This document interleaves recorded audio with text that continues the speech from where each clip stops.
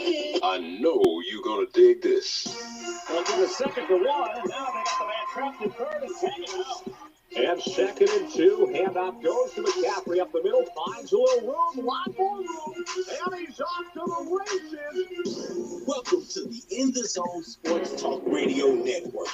You're listening to the Just Us Sports Talk Show with your host, Kate Diggs from Harrisburg, Pennsylvania, the small city with the large heart, and co-host Dana the Hater Clark from St. Petersburg, Florida. Also co-hosting Murray E. Baskerville from Gotta Be More Careful, Baltimore, Maryland. These are your hosts, bringing you the ultimate in sports news for the ultimate sports fan. Be sure to download the Try 99 TV app on any smart device and subscribe to In the Zone Sports Talk Television. The cost is $4.95. Thank you in advance for your support. Now sit back and prepare to get into another episode of the Just Us Sports Talk Show. What's up, ladies and gentlemen? It is Monday, freezing cold. I don't know where you at, but it is cold here in Pennsylvania. So cold. And the snow has stopped. And we're just trying to stay warm. That's all we're trying to do, stay warm. We're waiting on Dana to get on, because Dana said he had a rant he wanted to talk about, but he went late again. I wanted to see. Dana. I wonder could Dana be asleep or not? You know what I'm saying? It is what it is, man. He ain't sleep. Dana got problems with T-Mobile. We gonna get an AT&T commercial out of this. Yo, so before we get everybody jumping on the line, right? There's nobody on the line yet. Man, let's talk about this playoff game. The NFC, AFC championship game yesterday. Of course, we're gonna talk about Sean Payton screwed himself big time. He should have kicked that field goal.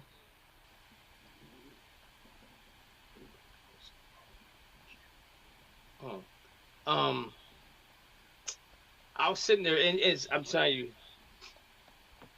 my nose ain't starting to bleed now. He's sitting there. I'm sitting there watching the game. And my wife's like, why won't he kick the field goal? I said, I don't know. I would have kicked the field goal at that point in time. You know why? He was trying to go for the knockout blow. Yeah, the knockout blow didn't work. It surely didn't. He got himself knocked out. It did not work. He basically outcoached himself, which is the sad part about it.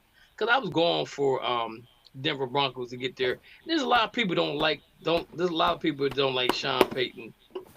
It ain't about not liking Sean Payton. It's not about liking the cheateroids. Oh, that too.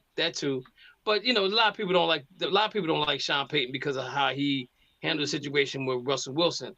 And I get all that, but again, ladies and gentlemen, if y'all don't understand something, let me make something very clear to y'all. When Russell Wilson was in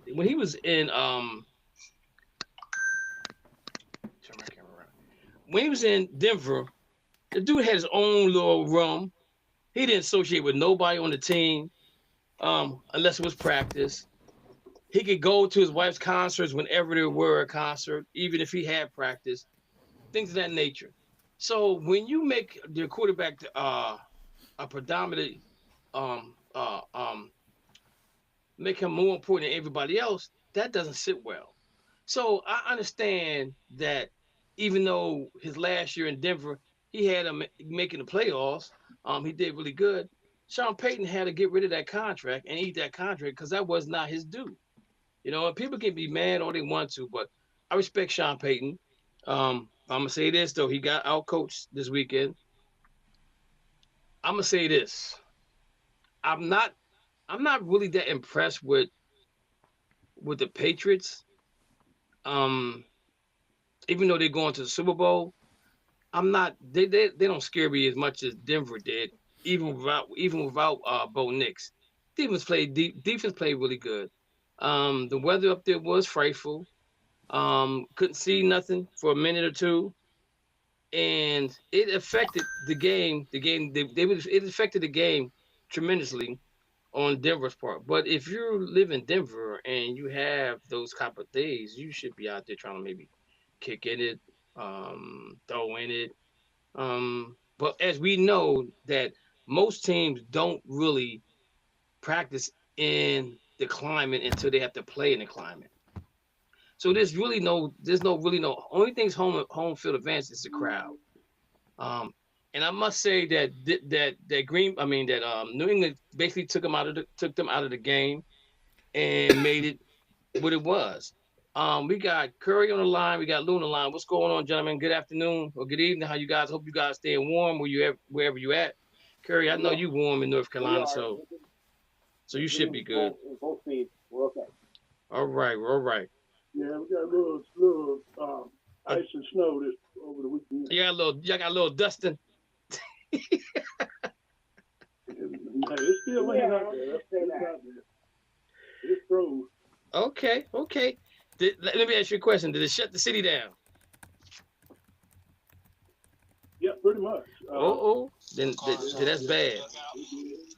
What they get? Then that's 1 inch bad. of If snow? it It don't take much down here, but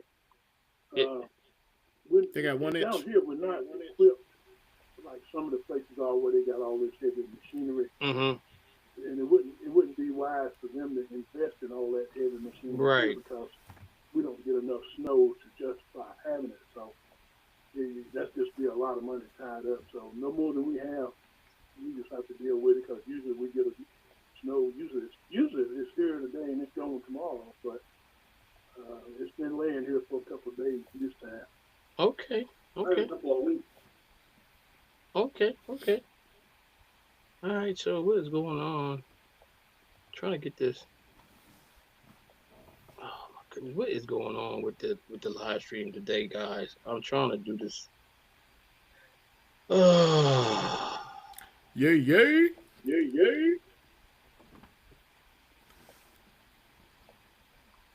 I don't know what's going on with this thing. It don't like you. So Mo, give me your take on Patriots and Broncos game this weekend, Take man. me through it. All right. So first of all, you got to know as a coach if weather's coming in, how important points are. So, and especially when you got a backup quarterback, you don't go on fourth down when you got a backup quarterback. Bless you, my brother. Thank you. So the big thing that I took out of that was the Patriots were they were on point when it came to every step of the game. Denver's defense was on point. Jarrett Stidham looked like a backup quarterback, and they couldn't run the ball. So in their first two drives, when they could have got up 10-0, they should have went up 10-0. And New England played steady all throughout the game. They didn't get any better, then it get worse. They stayed steady. Denver was up at the top, and then they were just terrible at the end. And they couldn't make a field goal. Not that it was the kicker's fault because one was blocked. But that's on the special teams coach. You can't lose on special teams. No, you can't. For some reason, I can't get my live feed on one of my phones. I don't know what's going on here. That's because the Rams lost.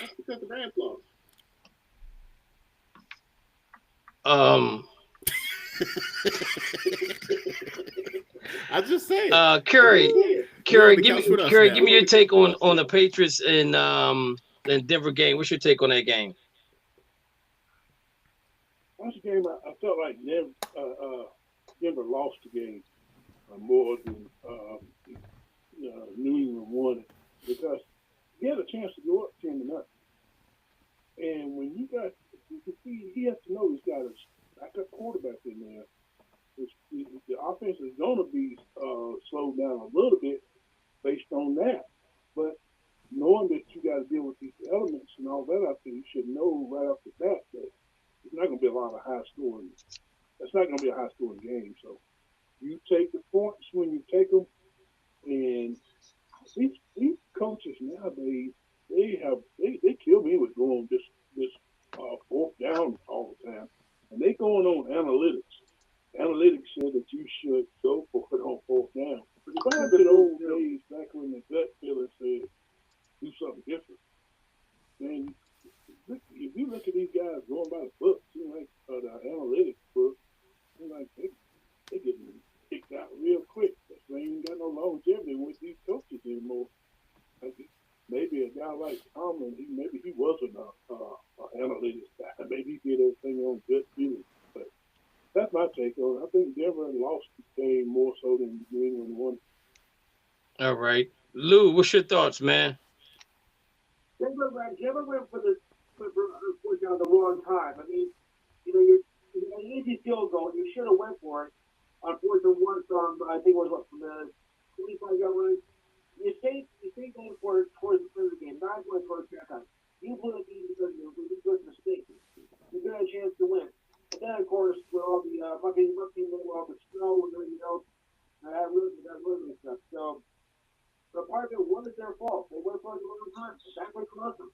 Because once you make a mistake in the playoffs, and you're gone, you blew it. You had a chance to, you take a lead, you fell behind, and nobody scored after that. So, you could have won the end. You let the fish get away. Yeah. On your own home turf. Yeah, I totally agree with you on that one.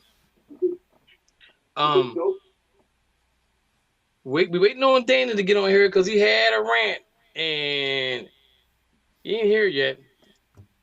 Him and that T-Mobile, they got a commercial about that T-Mobile thing. Hey. I think they trying to punk everybody with T-Mobile situation. Just like it must be like the mad rapper. He's not mad no more.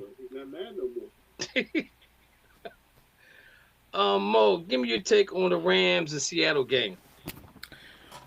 One guy is very lucky today. Tariq Woolen is very lucky today. If they would have lost that game, that would have been the whole conversation of everybody today. His team would have killed him. Even the rookie got on him on the sidelines. I don't know if you saw that. How you gonna talk trash? How you gonna talk trash after you drop an interception? Man, come on, man. But seriously though, both teams, both Denver and St. Louis. Well, St. Louis. Look at that. I'm saying St. Louis for the Rams. Even the Rams went for the fourth down. But theirs was justified. Because it was 4. They were down 4. A field goal doesn't help you at that time period. You score a touchdown, which you got a great offense. I get it. They just didn't execute. Seattle's 12s were there, man. They were loud all game long. And then Puka was Puka. Devontae was Devontae. They had Stafford had 336 yards. The offense did their thing. Chris Shula and his defense didn't show up. And that's why he's not the Pittsburgh Steelers head coach. Is that why? Because that's what you wanted. If I'm not mistaken, I did. You wanted Chris Shula. I did. I really did. Okay. I was just making sure that you said you wanted Chris Shula. Hey man, I'm a man of my word. I call myself out when I'm wrong. I have no idea. I wasn't wrong about Aaron Rodgers though, was I? Was I Curry? Curry, give me your take on the Rams and Seattle game. Well, that was a game that I knew was going to be an entertaining game. I knew that I felt like that game would have some scoring in it. The last game they scored pretty good, but I don't know, man. Sometimes I just think that you got to kick them field goals, man. I know there's a thing to do probably was to go for it on 4th down because you don't know if you're going to get the ball back or not, but if you do kick the field goal, you're only down by a field goal, so it makes a difference. But anyway, in all fairness to Chris Shula, I think that guy's done a remarkable job with what he had because whether you notice or not, he has the lowest payroll of any defense in the in the National Football League. And to do what he's doing with a low budget, you don't have no high dollar players in there. So I just think it's just a matter of getting better when he do get some players. And think about those guys, most of those guys he's got, they come through the draft. So and they drafted well, and those guys they're only gonna get better. And so once they do get better, and I think they get a little salary cap straight or whatever, they'll be able to go out there and get them somebody good on that defense. But I think he's done a remarkable job. I mean, so it doesn't look like he did based on the scores, but hey, with like I say, with a low budget payroll, he's done a good job. Okay. Lou, what's your take? That might have been your Super Bowl right there. You know, he's going back and forth. You kind of thought that Seattle was going to take it. The Lakers just kept pushing right back. It was going to go right down the line. I think that game was the Super Bowl. I mean, I don't know how much of a throw it's going to be between the Seahawks and the game. But you know, this game was definitely worth all the hype. I didn't even think that was a high scoring game, to be honest with you. I thought it was more of a defensive type of game. Because these two are pretty good defense, especially Seattle. And I think if we were up to win the Super Bowl, hands down. But this was, a very entertaining game. I mean, right down to the end. And Seattle pulled it out. Exactly. I think we got somebody else on the line. I heard somebody pop in. Maybe that's Dana. No, that's not Dana. This is Hello, it's me. What's going on, brother? How you doing? You ain't left yet for boot camp. What's up, Matthew? When you leave to go to boot camp, man? March 16th. Oh, you got a whole month left. Okay. I don't think they If Yeah, anybody, March 16th, 17th, yeah. if anybody But don't, today, though, it would have been immediately, but with the way things are nowadays, the average shipment's usually about 1 to 3 months out. Okay. For anybody don't know, Matthew was one of our co-hosts. He is going into the military, he's going into the United States Army.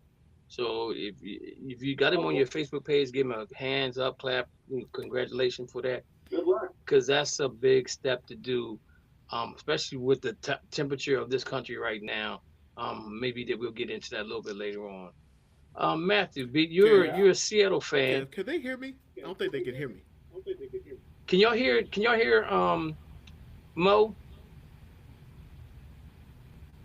No, they can't hear me.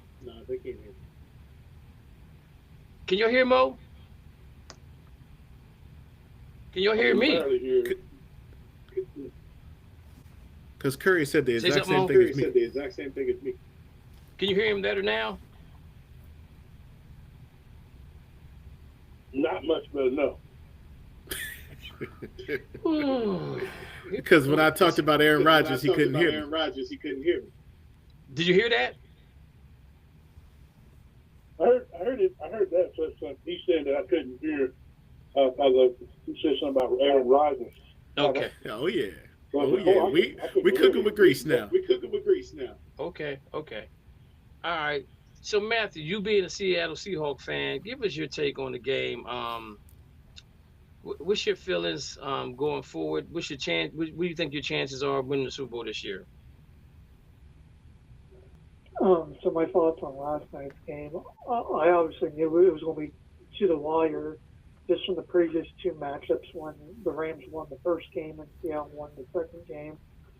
Some pros and cons on how Seattle could have lost and how the Rams could have won. I feel like if it wasn't for the special teams player that dropped the ball or couldn't catch the ball from the punt, we would have been talking about the Rams versus the Patriots right now, or potentially the Seahawks again, but the score would have been lower than what we anticipated it to be. And what I'm hoping is a good competitive matchup against New England, because I feel like it's not going to be an easy task, unlike what some other people may think. Just because we have all these weapons doesn't mean we're going to win or lose instantly, because New England does have good talent. Okay. All right. My take on the game. I guess I'm getting a little bit older because I reacted to a few plays that I felt that we should have made that we didn't make. To me, the biggest play was the muff punt. That basically turned the game around because that made things a little bit different. Being down 3 compared to being up by 10. Now you need 2 scores. And defensively, we wasn't playing that great of a defensive game on my end as far as I can't even remember if they might have blitzed 4 or 5 times a whole game. And when you can't blitz, that's a sign that your DBs is not the strongest out there. And as we can see, that was the key. To me, I think that was the key of them maybe losing the game. I think right before halftime, with that minute something left, I think we came out and ran one run play. Then we threw the ball twice, and they ended up getting the ball back and scored a touchdown, which we thought maybe they was gonna kick a field goal. That right there kind of hurt too as well. I think the defense stepped up when the defense had to step up, but to me, even with the muff punt, the biggest play was our 4th down play when he dropped 9 people in a zone and went and blocked 2 people. If that had been a run play, then we might be talking about something different. But he dropped 9 guys in coverage, and Matthew Stafford didn't know what to do. That was a great play. I got to give credit where credit's due, And I think that with the Rams, like Curry was saying about the Rams and the salary cap, they have money. They're like in the top 15 when it comes to money cap salary. I got it down here. If they can address some needs on the defense side, like if you really think about it, they was trying to get Jalen Ramsey traded back to the Rams, but Miami wanted too much. So they knew where the weakness was. They knew what they needed to do. They just couldn't get Jalen Ramsey back there, which probably would have been a big help for them in the long run. Mo, I kind of figured he would wear that Bulls hat tonight. He think he's slick. He think he's slick. Right?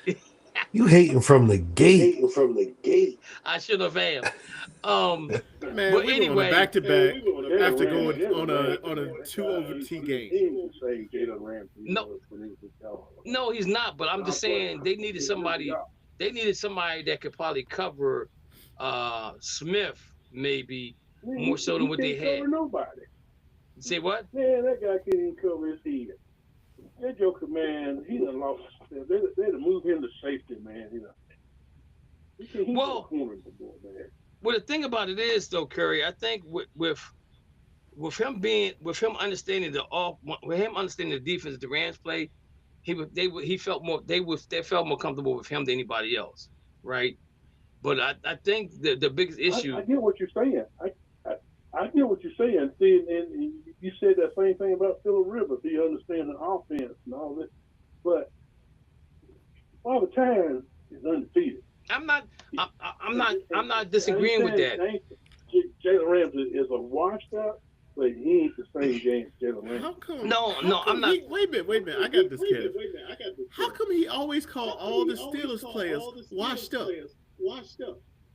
What happened when they played Miami? I didn't say he was washed up. I said he's not the same guy. You just said he was washed up. I made that clear. I'm not saying he washed up. He said that's what he said. That just came out his mouth. He lost a step. He said he lost a step. I thought he said he was washed up. He said he was washed up. I watched Jalen Ramsey for 2 years in Miami, and I could see him getting burnt, man. I get your point, Curry. I get your point, but the thing about it is, he would have been a Band-Aid on the dam, right? That could help stop some of the water coming out for the Rams. He's different for the Rams though, because y'all play a lot of zone. He was Yeah. getting burned for the Steelers because we played a lot of man. Played a lot of man. That was different. And He so has that- lost the step. and so I that agree was- with him saying he lost the step, but he's not washed up. Yeah. He's not washed up. But that was the key to the Rams. You saw it all season long, especially when Lake got hurt. That's when they lost. They ended up losing a couple games. They lost to Carolina. I think that's the game he got hurt in. He lost to Carolina. Then they turned around and lost to Seattle, and they turned around and lost to Atlanta. I think he came back the game after Atlanta. I think that's what it was. But if you look at the draft, if you go to a mock draft, they're drafting a cornerback. I still think I'm looking for a cornerback that can run a 4.3, 4.4, 6'1", 6'2". If they're out there, 6 feet, I'm still not cool with 6 feet because again, you got guys at 6'5", 6'6", wide receivers that can out jump you. Unless you're an athletic guy like a lockdown, like Patrick Surtain Jr. type of guy, then I'm okay like with Joey that. Porter. No, Joey Porter's not locked down. He just No. Are you serious? Wait a minute. He just became a good cornerback this year because last year he was getting smoked. How many TDs did he give up this year? I don't know. You tell me. Zero. This year. This year. No, last year. I'm talking about last year. That is last year because we both on the sideline. No, I'm talking about 2024. 2025? No, 24. You said I'm talking about 2024. I'm talking about not this season past, the season after. He had a lot of penalties, but he only gave him one TD that year. Okay, so one TD his whole career. One TD his whole career. We gotta look that up. But anyway, what I'm saying though is like if you're not a lockdown corner, right? It's gonna be hard for you because of how athletic these wide receivers are. But again, they have some money they can spend, and like Curry said that. I'm sorry, Kev. That they don't. I was wrong. He gave up zero TDs in 2024. He give how many? Where's the penalties like? No, why are you trying to change the goalpost back? No, I'm not changing goalposts. I'm just saying though. I'm just saying I know he had some pass interference. This is the games I watched. He had pass interference. Yes, he's had pass interference calls, but he did not have a penalty after week 8 this year. He only had 6 balls thrown to him in the last 4 games. I'm talking about his rookie year. He ain't a rookie no more. But don't. You are classified as a shutdown corner by the year that you played it. Don't move the goalposts. You're the one that's talking about the goalposts now. You go back to his rookie year. That was 2023. I'm just saying I'm not saying he wasn't a good corner this year. I don't even know I'm just saying he wasn't a good corner. I'm not saying he wasn't a good corner this year. I'm just saying he became a good corner this year because this is the second year in the league. So you got to give benefit to the doubt that he's been in since 2023. Is it a third year? 2023, 2024, 2025. So it took him 3 years to become a lockdown corner. Is that what you're saying? How many years did it take Patrick Surtain to become a lockdown corner? His first year? Nope. Yeah, he was. Whenever you a cornerback and you get drafted in the top 10, you definitely a lockdown corner. They ain't gonna just throw anybody out there. Okay, so what about the Detroit Lions quarterback that went number 3 that got cut in his third year? I don't know nothing about him. I have no idea about him. Rich, give me your take on the game. The Patriots and Denver game. Give me your take on that before we move on. That was a really boring game. It was like watching the Steelers and the Ravens when they played back in. Wait a second. The score was like 9-6. It was like watching paint dry. They was battling it out at the 50 yard line. Whatever. It was like watching paint dry. You don't like playing in the snow, man? Because that last game of the season was fire. You don't like playing in the snow? Yeah, I like playing in the snow, but I mean that was the most boring, dumbest game. Like Stidham fell apart. Okay, so let me ask you a question. If the weather's not a factor, do you think Denver wins the game? No, absolutely not. Absolutely not. Once New England's defense settled down and settled in, they finally realized what they had to do. And that's just pretty much neutralized Stidham, and that wasn't hard to do. They just put pressure on him, and he fell apart. And then they went ahead and just said, "We just got to stop him from scoring." You know, I think what Sean Payton should have did as well is he should have had some running plays for Stidham, because you're not expecting nobody to run. You know what I'm saying? You're not expecting a quarterback that doesn't run. You don't expect them to run. You know what I'm saying? Yeah. And then when you add that to the flavor of the game, and if you listen to was Romo their announcer? No, who was the announcer on that game? I think it was Romo. And he was saying how with Drake May, unexpected plays like from the run, it will be the key for them winning the game, and that was the key. That's what the key for the New England Patriots. What's your thoughts on the Rams? Go ahead. Well, I think Denver would have had a better shot if J.K. Dobbins was going to be able to play. Yeah, I think that really hurt him too. I think if they could have ran the ball better, they had a better shot at winning that game. I think it would have been 13-10. But Denver, you know, it was still a dumb game.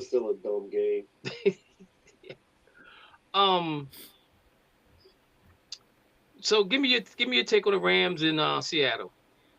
I thought the Rams in Seattle was one of the best games that I've seen all year. Like they played an excellent game. Like both teams. That was their third worst game of the year. That was whose worst game? Those two. That was the worst game of the three. You didn't see the other two. The other two were amazing. Well, yeah, the second one was the best. The second one was the one where everybody just scored like crazy. Yep. You know what I'm saying? Yeah, I felt like y'all did that. That's why y'all lost. And I just knew Donald was gonna give us one. He didn't give us none that game. He didn't give us none that. I mean, you gotta give Seattle credit, man. Like I said before, when he's in that fourth and 4, first of all, if it's 3rd and 4, I'm trying to run the ball, make it 4th and 2, gives you an option to run or pass. But when he dropped back 9 people in the zone, Matt Stafford probably was like, "What in the world? What? I can't. Who? What? I'm not." He didn't. I bet he didn't even think about running the football at all. You know what I'm saying? That right there, to me, that was probably one of the bigger parts of the game, other than the muff punt. But it was an exciting game. I think the future. Go ahead. You make a big deal of that muff punt. I do. But there were so many points scored after that muff punt, and y'all had the opportunity to take the lead. But the thing about it is, if you don't have the muff punt, everything that we're talking about now after this is not in void. Man, that's why listen. I think the muff punt was so big, because they go up by 10. You know what I'm saying? If the Rams gets that ball and kicks a field goal, they're down by 1, because it was up by it was 17. It was 20. It was 17, 24-17. So now there's 20-24, right? Your play calling is different compared to being down by 10. But not that early in the game, because y'all came right back and scored a touchdown. I agree, but then the reason why we scored that touchdown is because of the unsportsmanlike conduct penalty. If it wasn't for that, then we wouldn't have scored that touchdown. Take the up, then that was the get back. Off the muff punt. But what I'm saying, I mean, you could look at it and say that's a turn. You could look at it and say that's a turnover for real. You probably could say because if Seattle gets that ball right there, then Seattle got the momentum, and maybe the game gets out of hand. But I'm just saying, when you look at it, and if I don't know if you listened to Sean McVay's interview about the muff punt, he's like that was really big. That kind of changed the momentum of the game for us. He said, but we still had our opportunities to win, which they did still have opportunities to win at the end. But the problem I have with the Rams is that every game this year they lost is because they did something wrong. Not that, like I'm gonna say this, like when we lost to y'all in overtime, Kyrie Williams fumbles the ball, nobody touches him. When they lose to Carolina, Matt Stafford's fumbling the ball, nobody touches him. When they lose to Seattle, then you get that freaky 2-point conversion. Then you play against Atlanta, right? You play against Atlanta, and Vegas was gonna lose $8 million. They couldn't allow the Rams to win that game. I'm gonna say this: it wasn't in the Rams' favor to go to Super Bowl because the first and second series where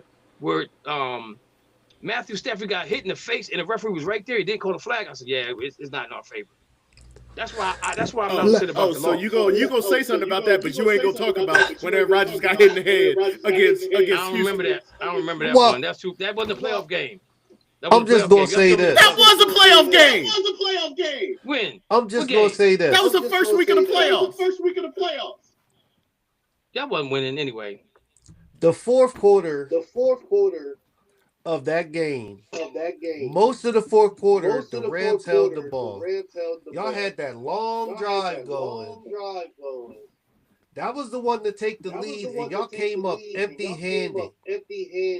I agree. I agree. What now? Now wait a minute. Now, there was a coaching decision to be made on that fourth down. Do you take the three? No. Why not? No. So you walk away empty-handed? You still down by 1 point. So let me say this. So did you notice that? Do you notice that? Defense has to stop it. Do you notice where Sean McVay went to go call a timeout? He's running out of calls. He didn't call a timeout. He said I should have called a timeout, but I didn't. He said I like what we had. But when you got 9 guys going in the zone, where you gonna throw the ball to? That was an excellent defensive play. I can't take none away from Seattle.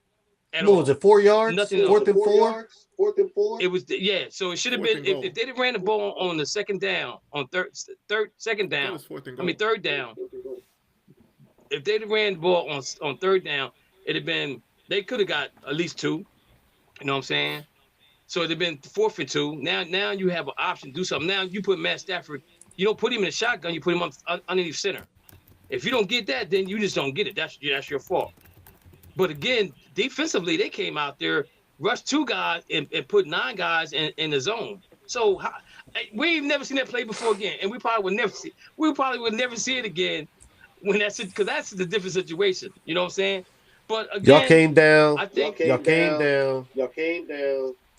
Did that long drive, took up all that clock, and then failed. That is when you lost the game. I'm not disagreeing.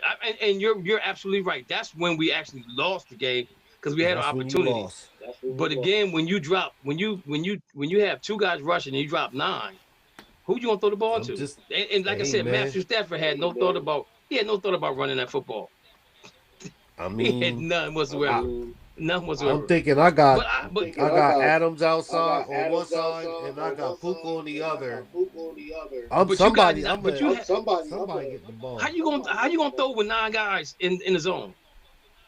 They only rush 2 people. Somebody's open. In the zone, you find the hole. Wasn't nobody open. That's what 4 guys against 9. That's when you lost the game. If you could say that they could have got the first down for that, I would say that. I would agree with that. But when you have 9 guys in the zone, there's no way you gonna pass that ball. I don't care who you are. I don't care what quarterback you are. You ain't gonna pass that ball, and that's gonna be a completion with 9 guys in the zone. You know. So I don't know what to tell you. I get it. I get it, but it's all good. It's all good. I think that we'll have an opportunity next year. But again, watching the game, and I'm not gonna blame. Only call that I felt they should have called was that when he grabbed his helmet and the referee stood right there and watched it and didn't call a flag, because that was a 4th down where we'd have had a first and goal to go. I think now that instead of that getting that 3 the first time, we get 7. So that's the only call that I You saw that complaining I didn't agree with. about that, and we Everything lost 7 points. Who? The Steelers. To who? It's like To it's like Houston. both of y'all. It's like both of y'all. It's like both of y'all got stabbed, Both of y'all got stabbed. and y'all fighting about who got cut the fighting about who deepest. got cut the deepest. We got cut the deepest. Did y'all lose? Because they gave them 7 points. Did you lose? Did y'all lose? Yeah, we lost. Yeah, Answer we the question. lost Did y'all too. lose? All right then, don't matter. Yo, where is Dana at with his So rant? stop saying that. So it don't I matter for want you Dana either. to come in with his. I want Dana to come in with his rant. But anyway, We all lost. So We all lost. so only person who got a team Everybody in on the this couch. mix is Matthew. It's So Matthew. real quick, Rich, who you got winning? I'm gonna take the Patriots just because I want to see the Patriots just 'cause historic I wanna run see of the the historic four of run the top of five four of the defenses. top 5 defenses. But I it wouldn't surprise me if Seattle won. Like both teams are good. I think that I think New England has a good enough defense to beat Seattle. I just hope their offense is good enough to beat Seattle's defense because they up right now. They up right now. Okay, Mo, who you got? Only one team better win. The Patriots. If the Patriots win, they got 7 Super Bowls. See how he does. So you don't want them to win because they have more Super Bowls than the Steelers. It's Seattle's fault that they got 6. It's Russell Wilson's fault that they got 6. Actually, let's go even Yo. right. Let's go even more fight. He is such a hater. Pete Carroll trying to get Russell Wilson, trying to get him the MVP. It's the reason that we here. Oh my I give you a God, rant. man. Yo, Pete Carroll got you- fired. Russell Williams got benched. They ain't been right since. Yo, they hit a soft spot, man. That hit a soft spot. Hate the Patriots, man. Curry. I mean, not Curry. Rich, how many Super Bowls the 49ers got? 5. Okay. Wait a See, minute. you ain't. How many you Cleveland hit- got? Cleveland ain't been in the Super Bowl, so you can't count on Cleveland. Cleveland ain't got no. Cleveland ain't in this conversation. The Rams got 2, but they got the most recent 2. Yo, Steelers fans kill me with this, man. Oh my God. You a Them Browns and fan. and the Cowboys. Who got 6? Only Cowboys, no. The Steelers. Cowboys. Yeah, the state. Yeah. The Cowboys got 5. Maybe I should go for the Patriots just so they can break that record. I should go for the Patriots, but you know what? I can't go for the Patriots.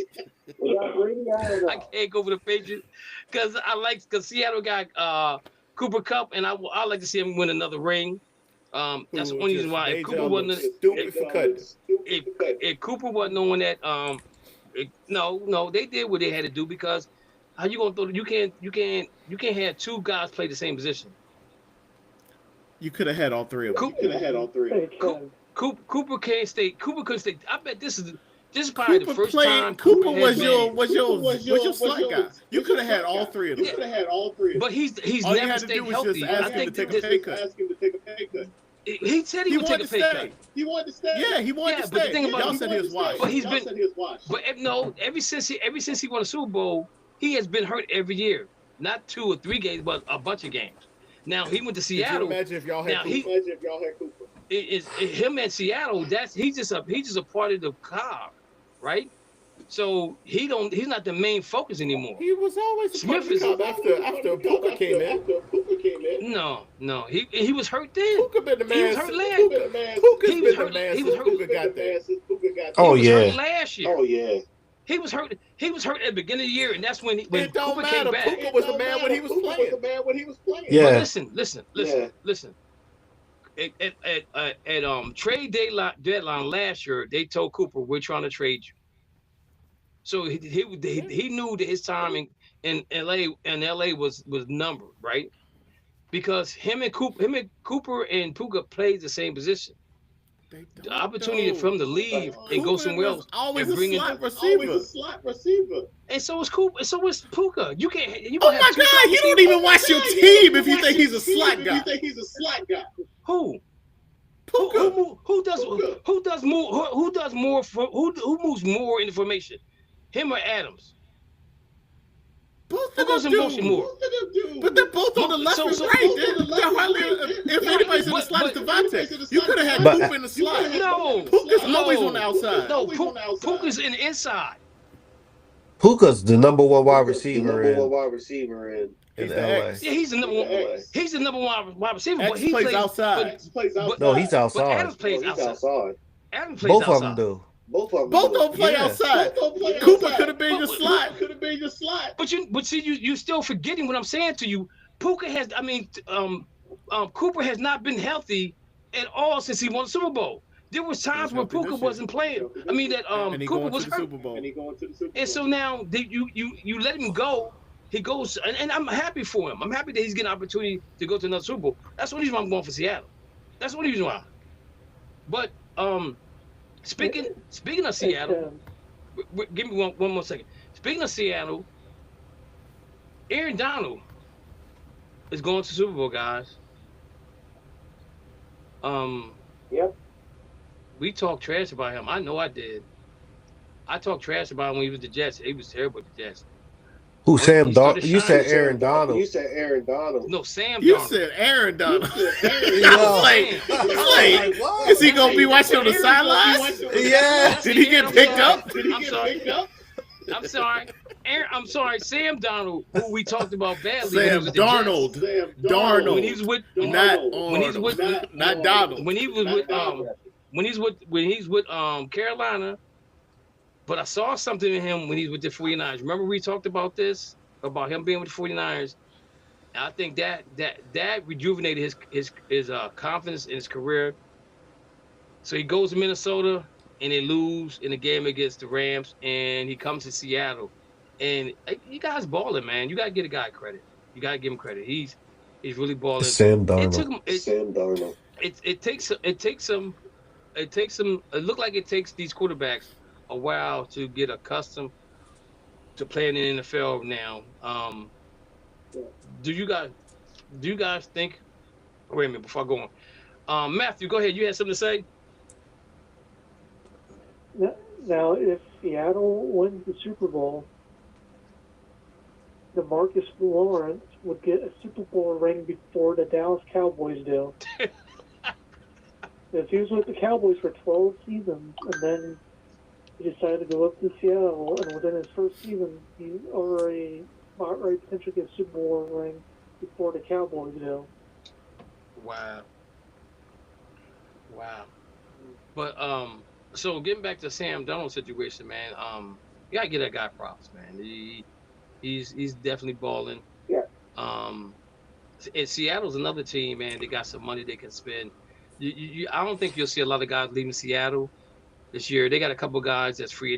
I know 2 of the cornerbacks are free agents, so they're gonna spend a little money to keep them guys around. But they're right there. They're in the top 15 when it comes to money wise spending to make their team better. But remember, I don't know if you guys remember this, but remember not when Sam Darnold was when he's with 49ers, I was like, yo, this dude can play some football. I think he has what it takes. And I used to trash him so bad when he first came in the NFL. I trashed this guy so bad, man. And I apologize, Mr. Darnold. I really do apologize, because I was like, yo, he's not gonna be good in the NFL. He just was gonna be terrible. USC didn't do nothing. Went to the Jets. Jets didn't have enough. But that just goes to show you that if you can get your offensive line that's steady and firm, that you could be a good quarterback. You know what I'm saying? Any of y'all got takes on Sam Darnold? Think about this. I heard this, and it makes total sense. If Geno wouldn't have wanted to be traded, Sam Darnold wouldn't have been there, and Seattle wouldn't have been in the playoffs. Wow. And guess where You're right Sam about that. Darnold would have gone? To the Raiders, probably. No. To the Steelers. Yeah, 'cause To the Steelers. how you know he's going to go with the Steelers? Because he was going to take a visit to the Steelers, but he signed with Seattle. Hey, Curry, you hear this back talk, right? This is the backdoor talk that we're talking about now. I'm not saying we'd have been that good with it because I don't think he would have been that good with us. Because our offense is not set up well for him. And I don't think they would have built it around him. No, they would not. I mean, but you just look at it though. Look at what Minnesota has, and look what the Seattle has. They're similar. They got two good running backs, wide receivers. They got some good wide receivers. Got a good tight end. They're similar in play calling more or less. But that's a great move on Seattle's part to bring him there, and now he's in the Super Bowl. And like I said, because of Cooper Kupp, I would like to see them in the Super Bowl. That's a big pick. That was a huge. That was a huge pickup. Would you went to Pittsburgh?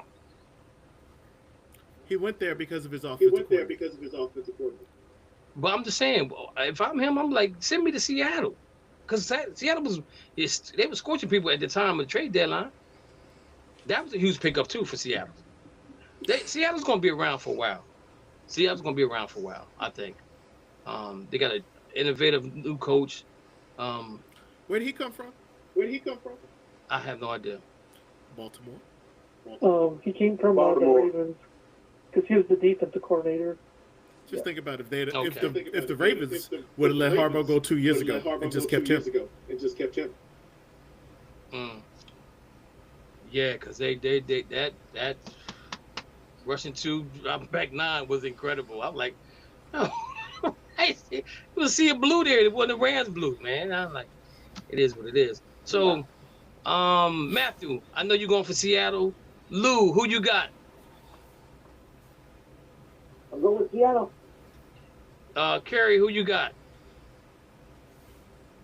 Well, I'm gonna put it to you this way. I'll give you my pick next week because there's too many things happen between now and then. But I'll tell you, I don't like the Jets, I don't like the Patriots, and I don't like the Bills. But I'll give you my pick next week. And the Steelers. Okay. And Aaron Rodgers. He don't like Aaron Rodgers whatever team he plays. No, hey, I don't hate on the Steelers. I do not hate on the Steelers. I just try to tell you, don't be drinking that Kool-Aid. I do hate the Steelers. We won the division. That's the only thing I see. I hate. Look, you want to put it in sign language? Dude, we already know. I don't even hate the Browns because there's no reason to, because they ain't good enough to hate on. He can't move. The guy can't move. Hey, He won the division. Who won? He won. Aaron Rodgers. He keeps talking about it like he's still trash.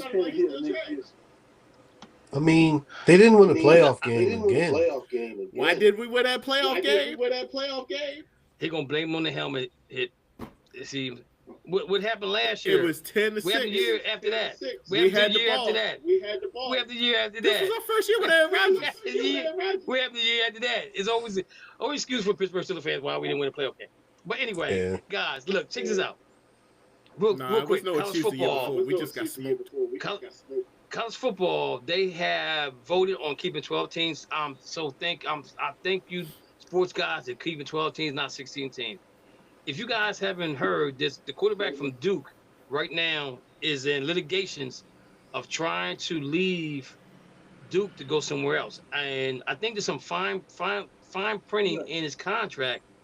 They're saying he can't go, right? I think we're gonna start seeing a lot of this come around, guys. This is the second player that has gone to court for the contract. Because they're making 1-year deals. It should be a 1, 2, or 3. You should be able to sign a 4-year deal. And the smartest players will sign 1-year deals every year. Well, I think you should be allowed to sign whatever you want to sign, but you have to honor what you sign, right? That's what I'm saying. You sign the contract, you can't go anywhere. Yeah, I don't believe that. Unless the team lets you go. But that's what I'm saying. Let the team let you. But this is my whole thing right here, is that He's not. They're not saying where he wants to go. They're saying He wants to go to wants Miami. He wants to go to Miami. He wants to go to Miami. So, so he's wanting to go to Miami. So the quarterback for Miami, he's not staying another 9th year. No, it's over with. No, he's definitely trying to get to Miami. And, yeah. I'm just gonna say this. Be surprised if they don't try to sue Miami. Wow. I'm just gonna say this. If they want to be paid like the pros, they need to sign contracts like the pros. I agree. I agree with that. That's how you settle that. But now you got a dude that played for Miami. This is his 8th year playing college football. It is not. It's his 6th. It's 8th. But he's 26 years old. Brandon Whedon was 28 when he came out. No, I'm just saying.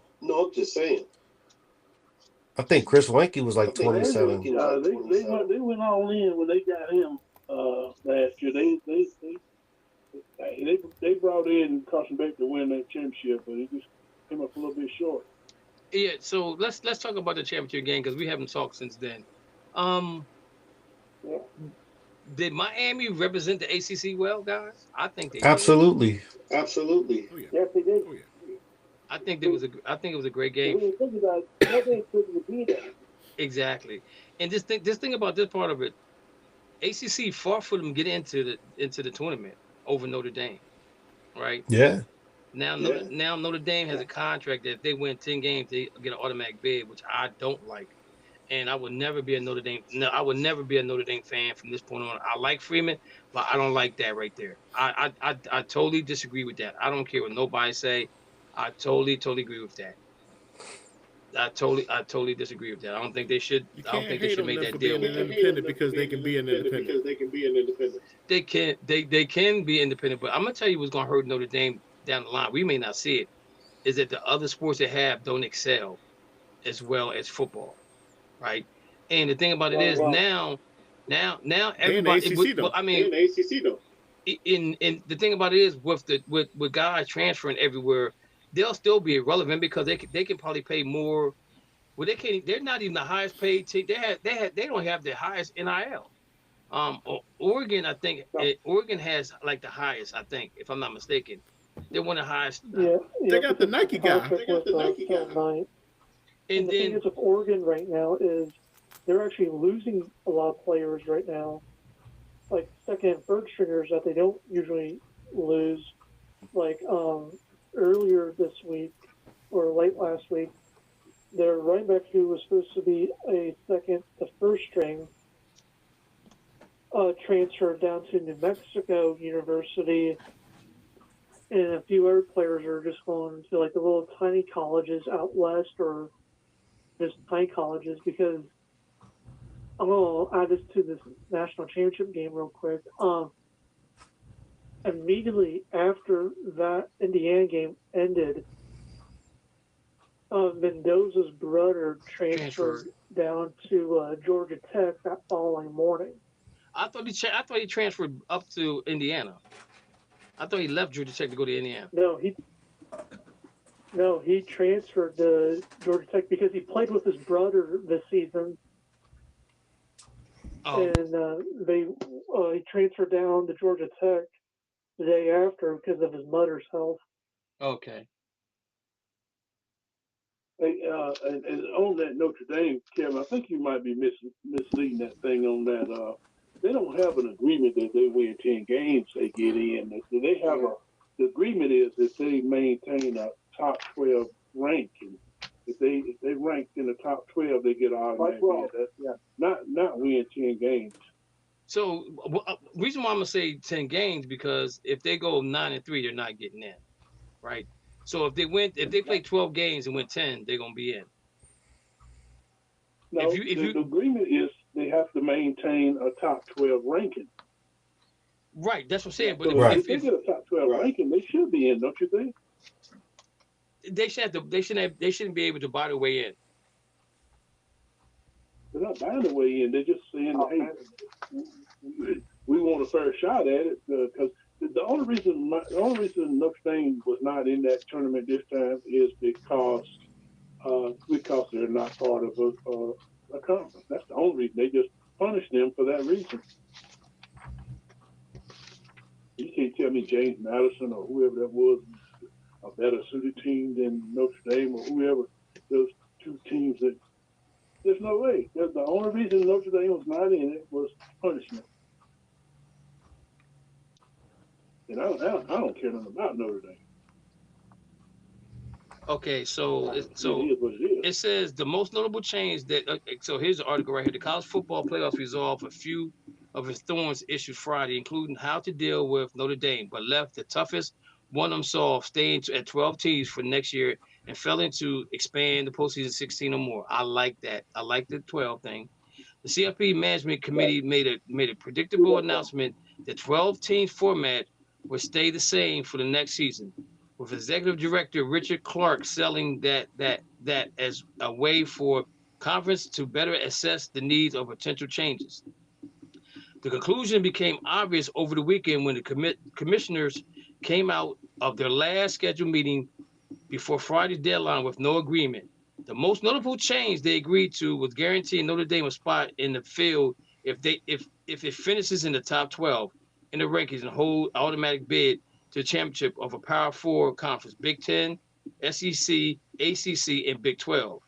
The brackets is just completed playoff excluded the ACC championship Duke, along with Notre Dame, which finished ranked 11th but was passed over Miami. Two groups of 6 championships, Tulane and James Madison, were ranked higher than the Blue Devils and got the spot under the last year's format. By the key of this issue, expansion remains unresolved. The SEC and most of the other conferences favor more 16 teams with emphasis on a larger berth. The Big Ten wanted 24 more with a larger group of automatic. What the? Oh my Lord Jesus! I'm about to make me cuss here. Yeah. I didn't read this part of it. Let me go over this again. Let me, where did I lost track of where I was reading it. Big Ten 2014. Let me see. Where's oh my Lord. The brackets. Let me see. The key issue expansion. The second. Okay. The Big Ten wanted 24 or more with a large bid of automatic qualifiers, a system that would further diminish the value of the conference title game in exchange for play-in games for say second, third, and fourth place. Per the CFP agreement, the SEC and the Big Ten hold all the cards in negotiation and remain stuck.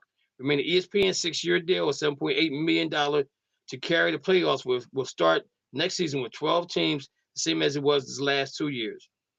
So that's Curry. That's the only thing I have a problem with, because if that's the case, then everybody should be able to buy themselves into.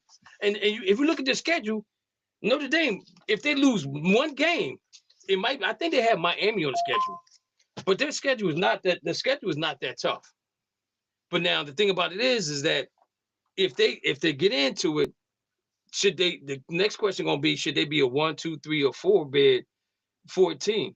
At let's say based on how many where they seeded at. So let's say if they're number 12, then they're gonna be they won't get a bye. Right. So but if they're number 4, they're gonna probably get a first round bye. Hey, can one of y'all pull up the schedule, Mo or Rich? So look at this. The thing is, I don't see why they shouldn't be in if they maintain a number 12.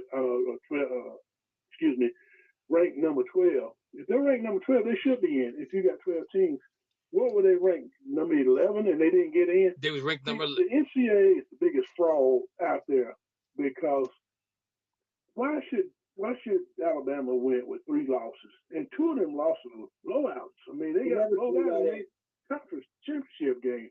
And then look at a couple of years ago, Florida State was undefeated, and just because they lost their quarterback, they decided, we're not going to put you in there because we think you're not a good enough team to be in the conference. But their record showed that they were good enough, and and they want and they kicked Florida State out and put Alabama in its place. Yeah, cause Rich had tears. The biggest fraud they ever was. Rich had tears in his beers for that one. But go ahead, Mo.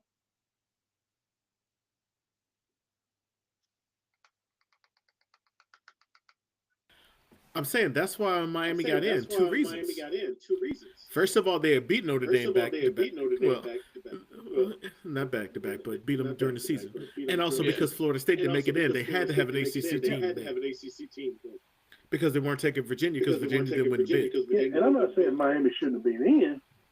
No, but I'm saying Alabama wasn't going to be taken out because then people aren't going to go to they're not going to go to their conference game if they're in the top 10. And that would cause even more. But this is the thing, though. Alabama, we clearly saw that they should never got into the playoffs. I mean, they beat the snot of who Texas Tech. Who they play? Texas Tech. All right, but after that, they got the snot beat out of them. No, they played Indiana, didn't they? No. They won a game. They won one game. They won the first. They won the first game. But it was down at halftime. 17. It was like 17, and then they got through the pick six, and that's when they came back in the game. But I don't think there should be a team with 3 losses in the top 12. Not at all. But they're not gonna take away a team that was in the top 10 because they lost their conference championship. If they did that, nobody's gonna go to the conference championship games. But this is the thing, though. They got hammered in the conference championship game. That's when I said I don't think they should have. They should not have made it. If the game was close, Mo, I get that point. But they got hammered. I get your point. But you're gonna get teams not going to the conference championship if they're in the top 12. Well, I'm gonna say because this. they get no reason to win. Get rid of the conference championship game. That's better. Don't have it no more. Whoever got the best record, whoever has the best record wins the championship. I mean, wins the conference game unless you got a tie or something. You flip a coin, and then whoever gets the coin, they win the conference championship. Because if you're 11-1 and the other team's 11-1, you definitely going in the playoffs, right? So there's no issue about. Do you really care if you win a conference championship or not? Some teams do. Do you think they're gonna do away with that and not get all that money? That's I think giving up all that revenue. I think it's gonna come to a point where that's gonna happen, because somebody's not gonna get in because of that loss. You watch. I'm telling you right now. And if you think about it, right. Look at the situation with Miami. They wasn't even in the conference championship game. Remember we talking about that? They wasn't in it. It was Navy. I mean, it was Duke and Virginia. And neither one of them got in. Duke wins. I mean, Virginia wins the Virginia wins the ACC, but don't get in the playoffs. Now, how does that make sense? Win the ACC. Duke won the ACC.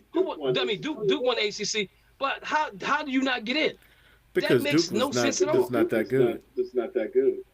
That's why, and that's the reason. That's one of the reasons why. My alma mater messed it up. And that's one of the reasons why you shouldn't have a championship game. That's why Tulane got in. Was it Tulane? No, Tulane and James Madison was both getting in regardless. They won their conference. No, they weren't. No, if Virginia won, one of them wasn't getting in. I don't know about that. Yes, that's why. See again, that doesn't make sense. Why not put Notre Dame in there if that's the case? They only have to take the top 4. What I'm saying to you, but now this is where the argument comes in with Alabama. I mean, comes in with Notre Dame, because Notre Dame's better than Tulane and then better than James Madison, right? So if let's say Virginia gets in, then Notre Dame should have got in, right? Would that have been the case if Virginia wins that ACC tournament game? Does Miami get in, or does Notre Dame get in? Because now you're still looking at 11 teams. And you still got that one. You got a 12 team. So who gets in? Alabama? I mean Notre Dame or Miami? See, this is where they need to come to. They need to come to agreement on some things. The 12 teams. I love the 12 teams, right? But the way Miami they figured the last out. Team that got in. Right. But I think James Madison or Tulane would have been out. If Virginia would have won. One of them would have been out. So you had 2 teams from the ACC, and you had 3 teams from the Big Ten, and you had 4 from the ACC. No, 4 from SEC. 4 from SEC. All right. But again, we saw who Alabama really was when they came up with some competition. Because we didn't know how in the good SEC now, right? In the SEC now, right? Who? Oklahoma? No. They Big 12, right? I thought No, Texas wait a minute. and Oklahoma in the SEC now. They in the SEC. I thought you said ACC. Then the SEC. Right? So Oklahoma, so they had 5 teams, right? No. Ole Just Miss. 4. They had Ole Miss. Ole Miss, Oklahoma, Alabama, and Georgia. Just 4. Oh, okay. I keep forgetting that Ohio State's not in the SEC. They play like they're in the SEC. But this is the thing, though. That this is what bothers me, because the committee should not have to do what they did this year again next year. It shouldn't be that way. Texas A&M is in the SEC. So it was 5. Yeah. Okay. So this is my whole thing is like, get rid of the conference championship game, then you don't have to worry about it, because at the end of the day, Alabama got smacked. Now, did Alabama know ahead of time that they was going into the playoffs because the way they played? But then they showed up, that same team showed up against Indiana, and they got smacked. So why did Alabama have a better showing against a team that they played at least once this year, right? And we saw how good Georgia actually really was. So see, this is where I have a problem with it, because we know Alabama fans follow them everywhere they go. You know what I'm saying? So, like Curry said, it's about the money, but at the same token, don't try to throw stuff on the wall and tell me that it ain't poo-poo, because you see what NCAA is trying to do right now. So them keeping it 12 and allowing Notre Dame, and I guarantee you that the other conferences are not happy with that. I guarantee they got a problem with that right now, because somebody in their conference is not going to go that has 10 wins and maybe 2 losses and have 2 losses. But if you look at, did you pull up Notre Dame's schedule, Mo? I did. If you look at their schedule, who they play? Wisconsin. Rice. Win. Michigan State. Win. Purdue. Win. Bill Belichick. Win. Stanford. Win. BYU. Could be a loss. Navy. That's what. Win. Miami. Could be 2 losses. Boston College. Win. SMU. Win. Syracuse. Win. Why they playing 5 ACC teams? Why they just don't go to the ACC is the question. Why just they don't They go play there? 6 ACC teams. They play an ACC schedule. Why not just go To make there? it easier. You would they keep make your too much money contract. off that. No, they wouldn't. They wouldn't. Yeah, Matthew. They don't want to go to the ACC for football because they don't want to lose the NBC contract. Well, they ain't gotta lose it. They can still keep They it. will. They Yo, will, because then if they they got to can- be. The money will be split up with the ACC. No, this is what they can do. They can say, "Yo, we keeping our money for Nope. NBC, but if we go to a bowl game, we'll split it with you." As simple as that. Nope. I get what you're The saying, other but ACC there's a teams way are not gonna around. let that happen. There's a way around them. There's a way around them going somewhere. And even though they're the Remember, only Florida college State team that and Clemson tried to secede from the ACC already. Like Matthew said, they're getting that money from NBC. To see Notre Dame don't have to share that. No, they don't. Now, if they go into the conference, then they got to share that money.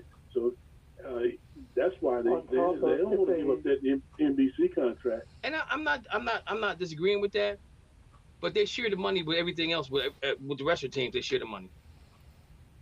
And I get it. I get it that they're the only team that has a contract, college team that has a contract with NBC. I get that. I really do get that.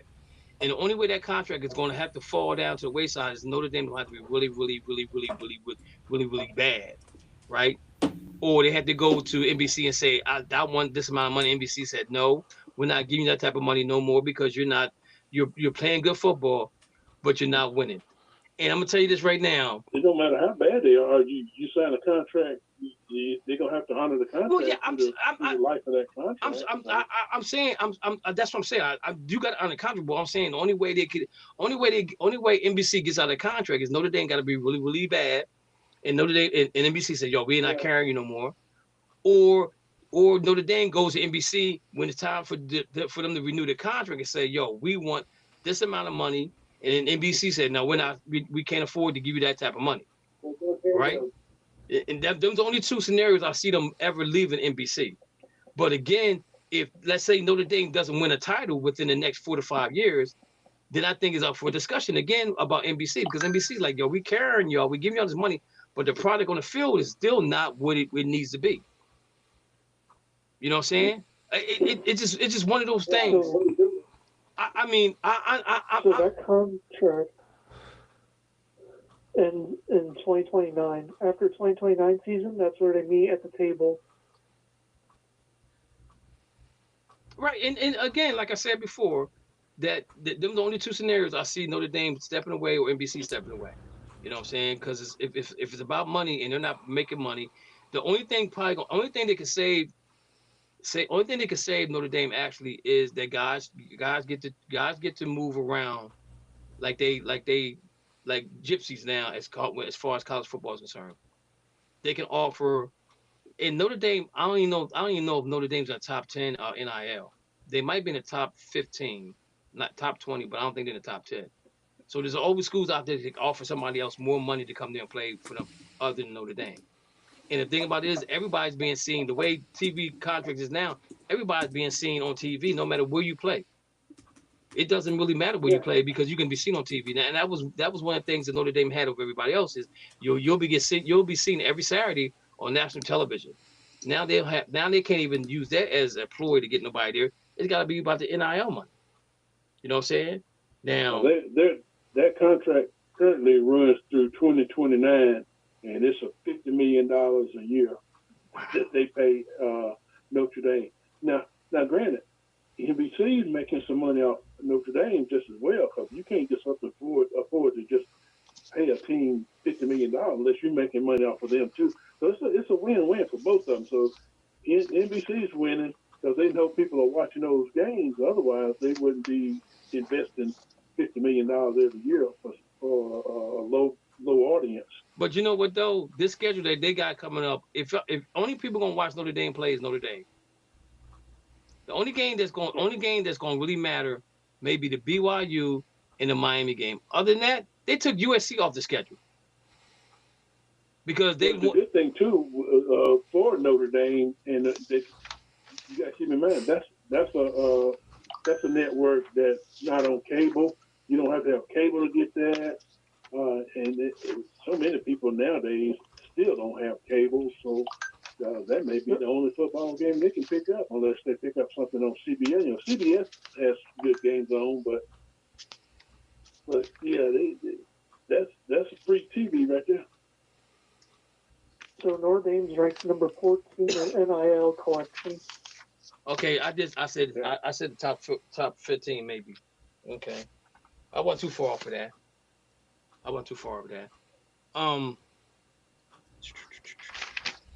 So all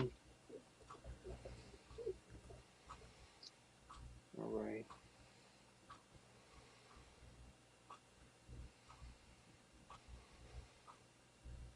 So yo, somebody need to explain this one to me, and y'all need to help me out with this one. I'm lost for words. I don't even know where to begin with this. And it just put more flame or coal in the fire when it comes to Cleveland Browns.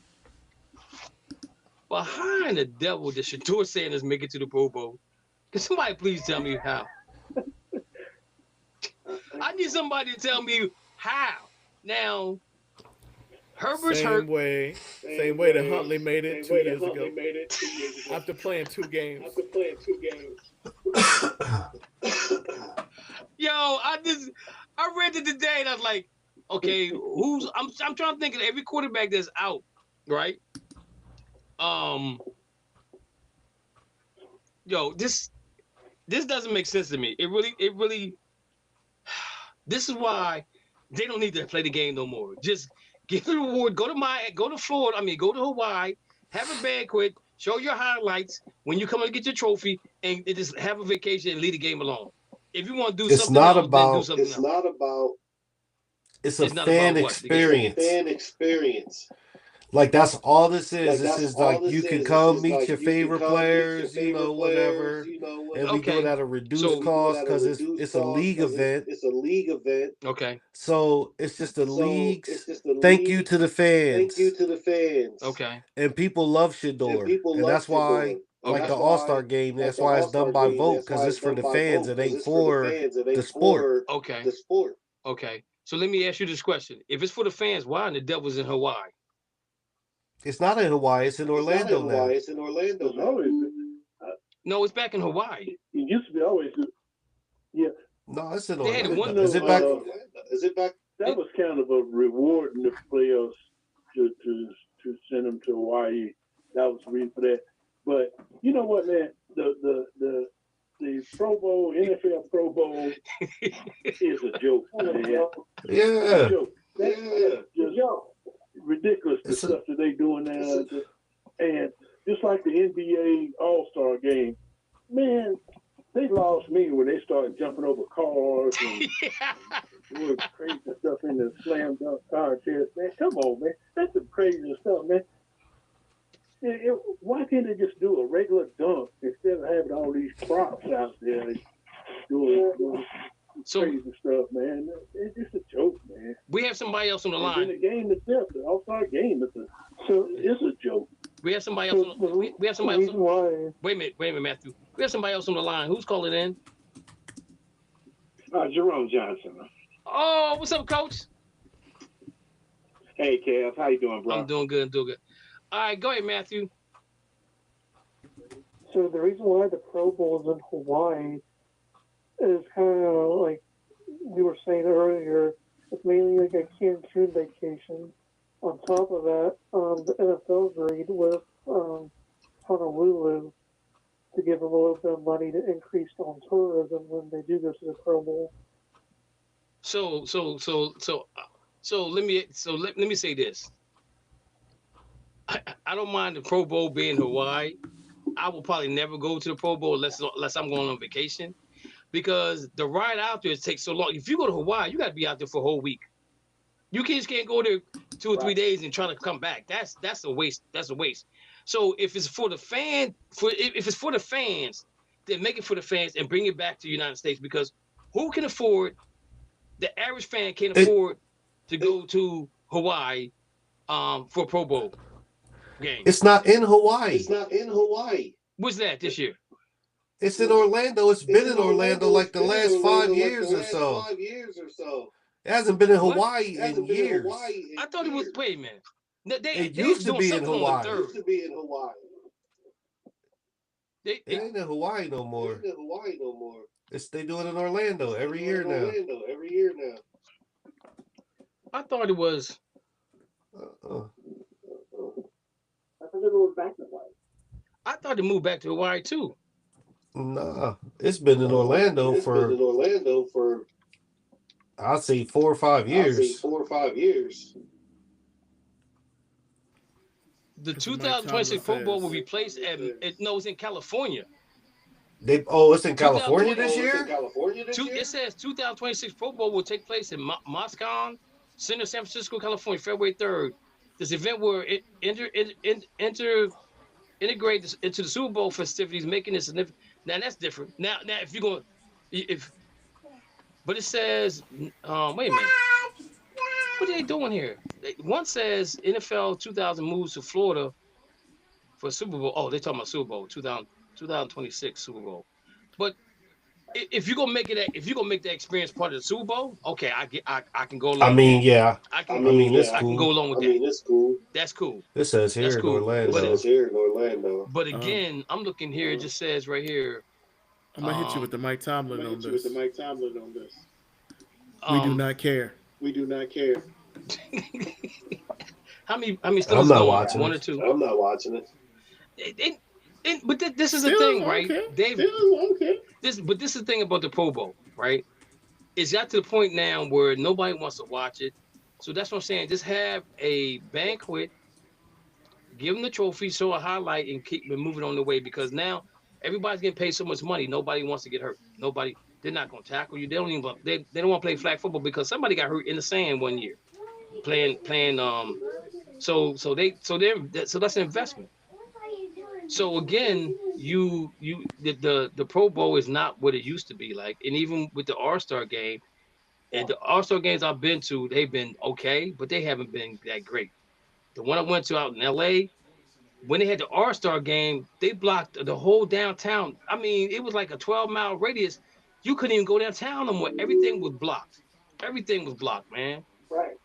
Everything was blocked. Coach Johnson, he left. I wanted to get him on here real quick. Hopefully The last time the Coach, Pro if Bowl you get a was chance, come back. in Hawaii was In Hawaii. January Was. 2016. Wow, so it's been going that long, man. But I'm sleeping on something. But that just goes to show you how much I care about the Pro Bowl. That's how much I care. That's how much. That just shows you how much we care about the Pro Bowl. I thought the Pro It shows Bowl how was much a lot they more care about the entertaining Pro Bowl. back when they used to have the week after the Super Bowl, and then you had players that didn't mind playing in it. But now they have it before the Super Bowl, and then they got all this craziness going on, and it just ain't a football game no more. You know, I see what they're trying to do. They're trying to make it fun. Yeah. But they ruined it. And again, like when they have the competition with the quarterbacks, I like that part of it. I like the competition part, but the game part, just not even play the game no more. And I don't know if I said this before in other shows, but Curry knows back in the day, college guys would play the pro guys at the end of the year. Whoever didn't go to Super Bowl, they played each other. That was exciting football. But now that they're spending so much money, these guys are making so much money now, they don't want to lose it. They don't want to mess up their investment. If a player getting hurt here or there, and I get all of that, but then come up with an idea that's good enough for the fans that can go, that want to watch, and things of that nature. You know, and to be honest with you, when I go to All-Star game, I had more fun at the rookie game. Couldn't get into the dunk contest because that was packed out. And it was something else going on. But the whole downtown of LA, I would never go to an All-Star game in LA again. The whole downtown was blocked off. The hotel that we stayed at, we couldn't get to the hotel. That was crazy. We had to go all the way up by the airport to watch the game on TV. Now, when we went to Dallas, Cedric Sabalos had a bar we went to and watched it in Dallas. And that was funny though, man, because I remember meeting Dirk Nowitzki at the bar, right? The game was over. I don't even think the guy took a shower. He had his wrinkly 3-piece suit on, right? And I walked off with not Dirk, but what's the guard that played with Dirk? Yeah. Nash, Steve Nash. Steve Nash didn't play with Dirk, but Steve Nash was I think it was Steve Nash. A friend of mine was a big fan of Steve Nash, and I wanted to get a picture with him. He wouldn't even take a picture with me. I mean, he was real arrogant about it too. I was like, that's why you'll never win a title, because you're just being arrogant. As a fan, just take a picture. I ain't ask you to sign nothing. I don't want your autograph. I just want you to take a picture. Simple as that. I wanted to give it to my friend. You know, that was a Phoenix fan, or when he was at Dallas, or I don't know, one of those things. That's how much it matters to me. But anyway, the Shador thing, I'm not really feeling that. When it comes negotiation time, he's gonna bring it up, and he's gonna want more money for that. Not saying that he don't deserve it, but it is what it is. Speaking of the Cleveland Browns, looked like what's his name? The coach for the Rams that Mo wanted. Nate Shahassis was supposed he might be the next head coach for the Rams. I mean Shahassis. He might be the next coach for the Cleveland Browns. Jim Schwartz is going to be the assistant head coach. He's going to get a raise to stay in Cleveland. I think Myles Garrett probably talked him up on that one. How you gonna hire a coach and not let him hire his own defensive coordinator? It don't even make no sense. That's why people are pulling out from Cleveland. I think this was one of the things. I think he wanted him to stay. This is one of the things that he wanted. He wanted Jim Schwartz to stay. All right. The Philadelphia Eagles can't find an OC, man. What is going on over there? They talking about Lane Kiffin said, not Lane Kiffin, but what's it, Kingsbury, Clickberry, Dackleberry, Dukeberry, whatever his name is. He said no, he's staying in Ole Miss. So what's going on with this OC situation in Philly? Why can't they find an OC? I thought Cliff Kingsbury was in Washington. He was supposed to be going to Baltimore. Where's he going? But Lamar Jackson has requested him to be his OC. That is news out of Baltimore. But what's the issue with the Eagles not being able to get OC right now? Because nobody wants to go into that dumpster fire. A lunatic. You got to deal with AJ Brown. You got to deal with Jalen Hurts not wanting to throw the ball. Well, let's say Jalen Brown. Let's say AJ Brown gets traded. So you got to worry about that. You get some draft picks. You get another wide receiver, or you go free agency and get some wide receiver. But no, actually, they're down in the bottom when it comes to money wise. When it comes to Eagles are 32nd in salary cap money right now. So we won't see a lot of movement with them unless it's through the draft. I don't see nobody big free agents coming in and they do a trade. But I like Jalen Hurts. I really do like him. I like him because of the situation that how he ended up going to Philly, the situation with from at Alabama, the whole 9 yards, winning the Super Bowl. And Rich, I know you like the Baker thing, but if you look at Baker's record in Cleveland, they're about almost the same. Did you know that?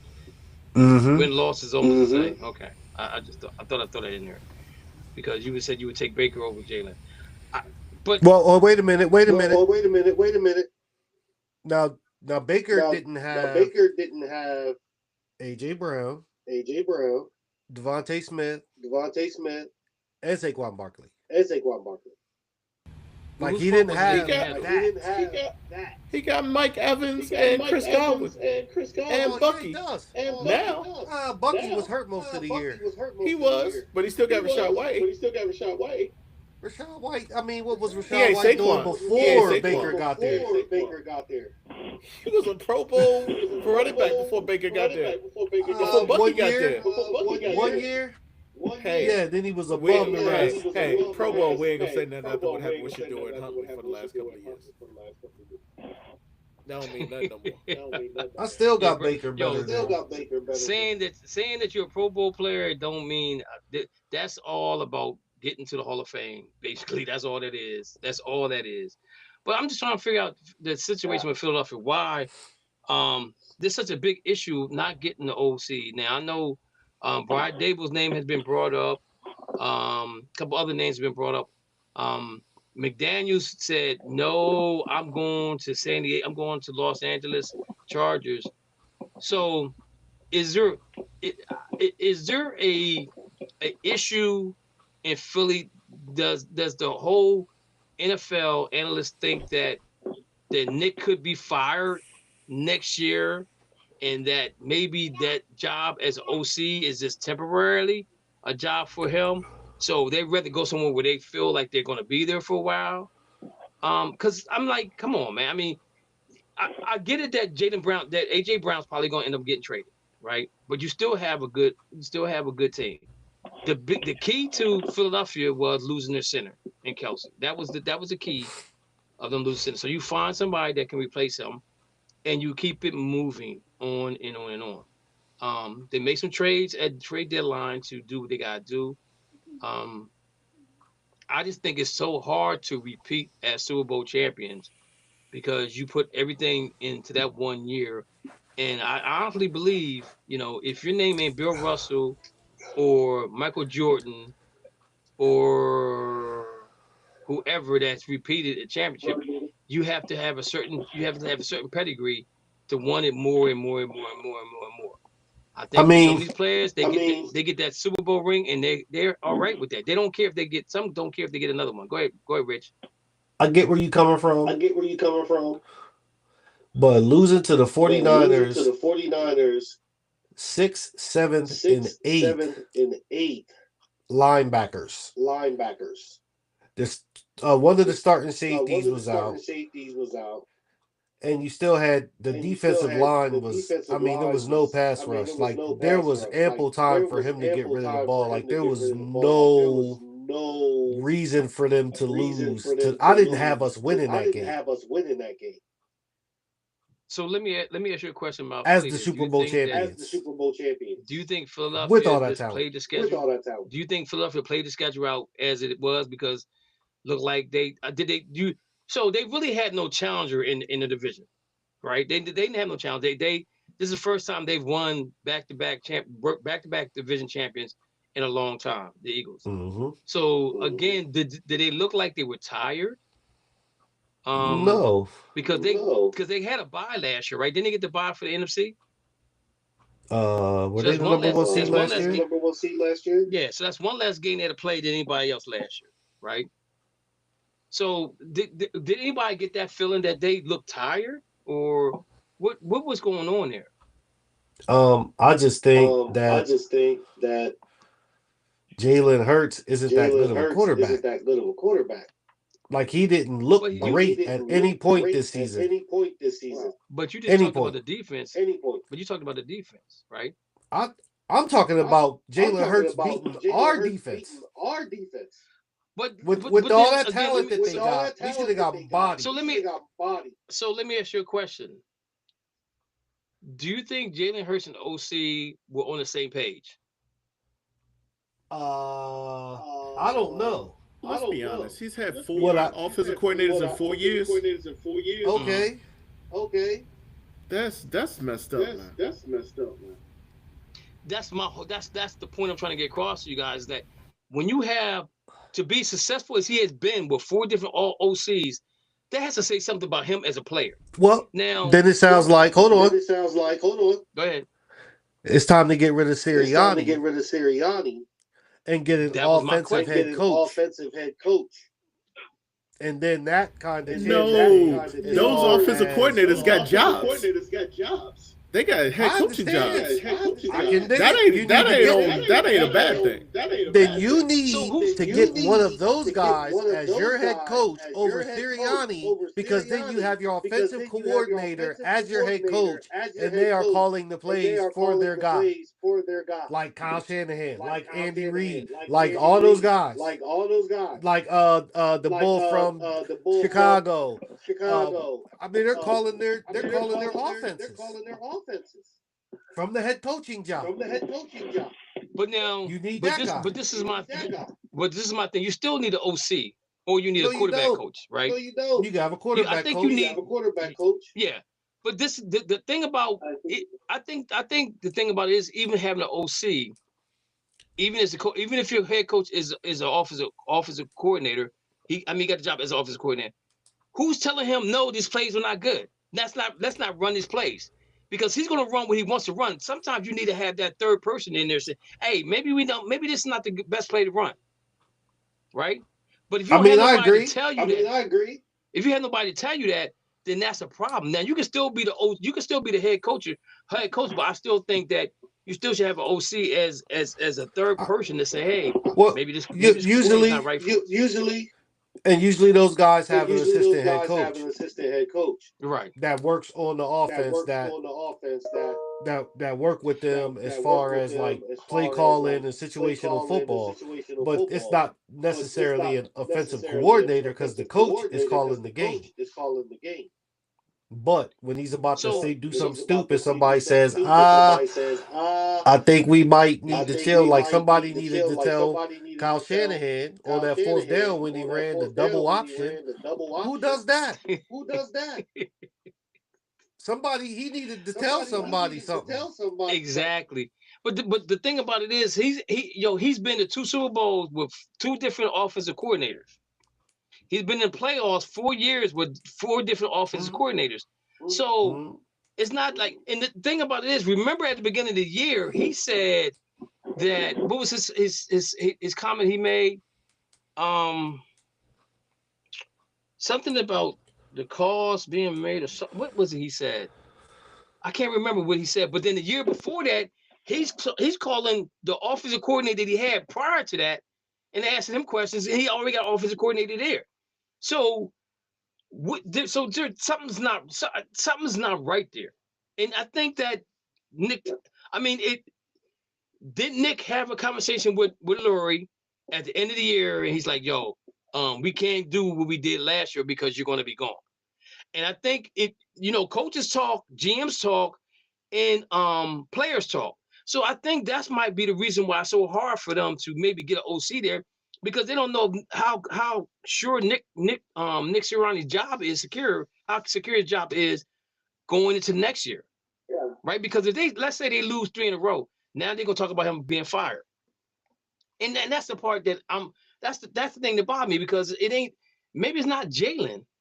And then you had AJ Brown say, yo, everybody know the plays we're running. They're vanilla. We need to, in order for us to get to the next level, we need to be at the certain level of players that we're playing. We're not there no more.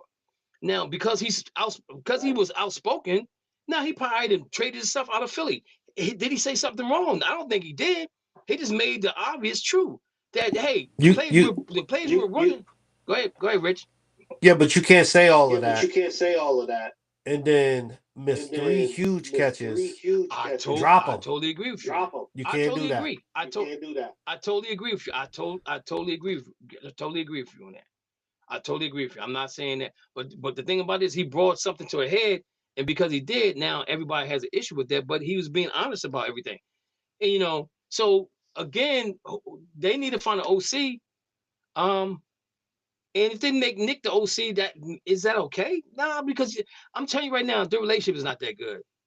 And they need to go ahead and trade AJ Brown and move on from him and find somebody else to take his place. Because that marriage is split up and divorced. They're gonna do what they did on Tyler Perry show. They're gonna cut the furniture in half and the clothes and everything, and AJ Brown, he's gonna be mad when he leaves. You know what I'm saying? What time we got? Oh, we ain't got much time. We was on college for a long time. Hey! I just gotta say this. This is the first game that Drew Holiday and Robert Williams have played back in Boston. Are they? Who's the score? 34-11. Who? Boston. 34-11. Who? Oh my God. Steelers got. Talk about the Steelers' new head coach. Yeah, we're going to get to Steelers. Steelers got McCarthy. Mo, how long is he going to last? 10 years. And the reason I say that is because he's going to get too old to coach anymore. Because we don't fire coaches. All right, let me explain why we did this thing. Because the first day I was hurt. We're all ears. The second day I understood a little bit more. Third day I'm more understanding. Okay, we listening. So first of all, they came out today saying that it was never going to be Shula or Shohaz because they didn't do well in interviews. It was down to McCarthy. It was down to Anthony Weaver in Miami, and also Brian Flores. Because they didn't want a new young coach. Because they didn't want to take a step back. They didn't want to have to go through a rebuild. They wanted an established coach. They wanted to go from Mike Tomlin to Mike Tomlin. So. And it's not cool to say that. But McCarthy, if you think about it, our defense is better than offense. He's an offensive coach. If we get a better offense, we could actually still do better on defense. Because if we play better offense, our defense gets to rest more. Because the biggest problem that our defense had this year is they were always on the field. Right. So you got a better offense. And you give him a good defensive coordinator. That's what I'm waiting for. They're saying we might get Al Harris from Chicago. Who used to play for him, and he also coached under him. I don't think McCarthy gonna be there for 10 years. And this is my thing. There's nothing wrong with a rebuild, right? Look how fast. Wait a minute. Y'all been rebuilding for the Browns for how many years? We're not talking about my team. We're not talking about the Rams. We're not talking about the Rams right now. We're not talking about the Rams right now. Exactly. We talking about the Browns. 40 years. We're not talking about the Browns right now. There's nothing wrong with a rebuild. Okay. Look at the Patriots. They rebuild in 2 years. Now they had a lot of cap room. It was 3. They had a lot of cap. They had a lot of cap room. Two bad years under Belichick. You look at then 1 year Houston, under. Actually, 4. It took 4 years. It was 4 years. When you look at the Houston Texans with Stroud, he came in and they went to the playoffs his first year, right? That's not a rebuild. No, I'm just saying. I'm saying you're going. They're in the playoffs. That ain't right. You got a young quarterback that came in and make the playoffs, right? Who threw how many interceptions? Look at Chicago and the rebuild they went through because they should have fired the coach. They should have fired the coach when they first got where they didn't do it, like we told them. All right. And they still didn't go nowhere. They ended the Super Bowl. The Patriots the only one you can use. And there's probably other teams out there that I can't think of right now. They're not in the Super Bowl. No, that's all. That's what a rebuild is to get you to a Super Bowl. I'm not even saying because they're going to Super Bowl, but I think they had a coach there for a year, right? And they brought in who they really wanted, right? So that he pretty much has the same mindset as Belichick when it comes to coaching, right? I don't see if the Steelers are so good at drafting players, a rebuild shouldn't take no more than 2 years. We don't need to rebuild. That's what you don't understand. We're never bad enough to rebuild. Who's your quarterback? What was our record last year? It doesn't matter. Who's your quarterback? It does because our system is good enough to have a quarterback that makes it where we won't still go less than 9-8. This is the first time we have a chance to because we don't have we've had Tomlin for 19 years. Answer my question. Who's your quarterback for next year? It could be Will Howard. It could be Aaron Rodgers. We don't know yet. Who's your quarterback for next year? I don't know. You still gonna be 3. You still gonna be 3 and 14. We still gonna be 9-8 or 10 and 7. If we 3 and 14, one of them wins against Pittsburgh, I couldn't really care. It always is against Pittsburgh. See, I'm saying we can't beat y'all in Cleveland. I can really care, but and this we're is my gonna thing. win 2 against Baltimore. But this is my thing. You don't want to rebuild. The Pittsburgh doesn't want to rebuild, but you're going to get the same results that you got last year this year. Because we this is going to be the same results. You're right on one thing. You're right on one thing. Because we don't have a quarterback. But we could still get. We could have gotten a quarterback. We could have had Lamar. We could have had Hurts. We didn't draft him because we were so set on letting Ben try and win one when he went out and did not draft a quarterback. We all could be drinking that liquor bottle that Rich got back behind San Francisco. We'd be drunk. You're a Cleveland we could be drunk. Y'all ain't did nothing over the last 40 years. But we're not talking about Cleveland right now. We're not talking about exactly because we're talking about a team that actually is good, that has 6 Super Bowls. No, but we're talking about a you team. are so much of a hater. You can't even realize that you have nothing to say. You got nothing to say because you're a Browns fan. Your team sucks, and you don't understand being good. Because you're a Browns fan. You're a Browns fan. You don't understand being good. I don't care. You do care because you hate Pittsburgh. I don't care. But this is my whole thing with Pittsburgh is you bring McCarthy in there because you don't want to rebuild, which is silly as hell to me. Because how many years y'all been rebuilding? It doesn't matter. We're not talking about 40 years. Right, we're talking about the Pittsburgh 40 years. Y'all have been in the playoffs. We're never gonna be the Browns. And the Browns We're never gonna be the Browns. Did the Browns beat you in the playoffs? Yes or no? Dude, you living off of one playoff win. Yes. Did the Browns beat you in the playoffs? Yes or no? Did the Browns beat you in the playoffs? How many Super Bowls you got? Recently. The Super Bowls is old as hell. They're old. Where's your playoff win? Where's your playoff win? They're old. Y'all bugging. Where's your playoff win? Where's your playoff win against Pittsburgh? You're bad. When's the last year you made the playoffs? 2 years ago. 3 years ago. With Baker Mayfield. What did y'all do in the playoffs? We beat y'all. No, that was 5 years ago in the playoffs. We beat y'all in the playoffs. You beat us in the pandemic. And we went to the AFC Championship game against the Chiefs and lost. Yeah, and you let Baker Mayfield go because your team sucks. Because your offensive, your coaching staff sucks. But you know what? Listen. You have you need to listen to me on this one. You keep on talking about Steelers. You can't handle the truth. You are mad at us because you'll never be us. I don't because you're a Browns fan. I care less. No, Browns you fans. You care all the time because you want to give the Steelers a hard time because you know the Browns suck. Because you'll never beat the Steelers.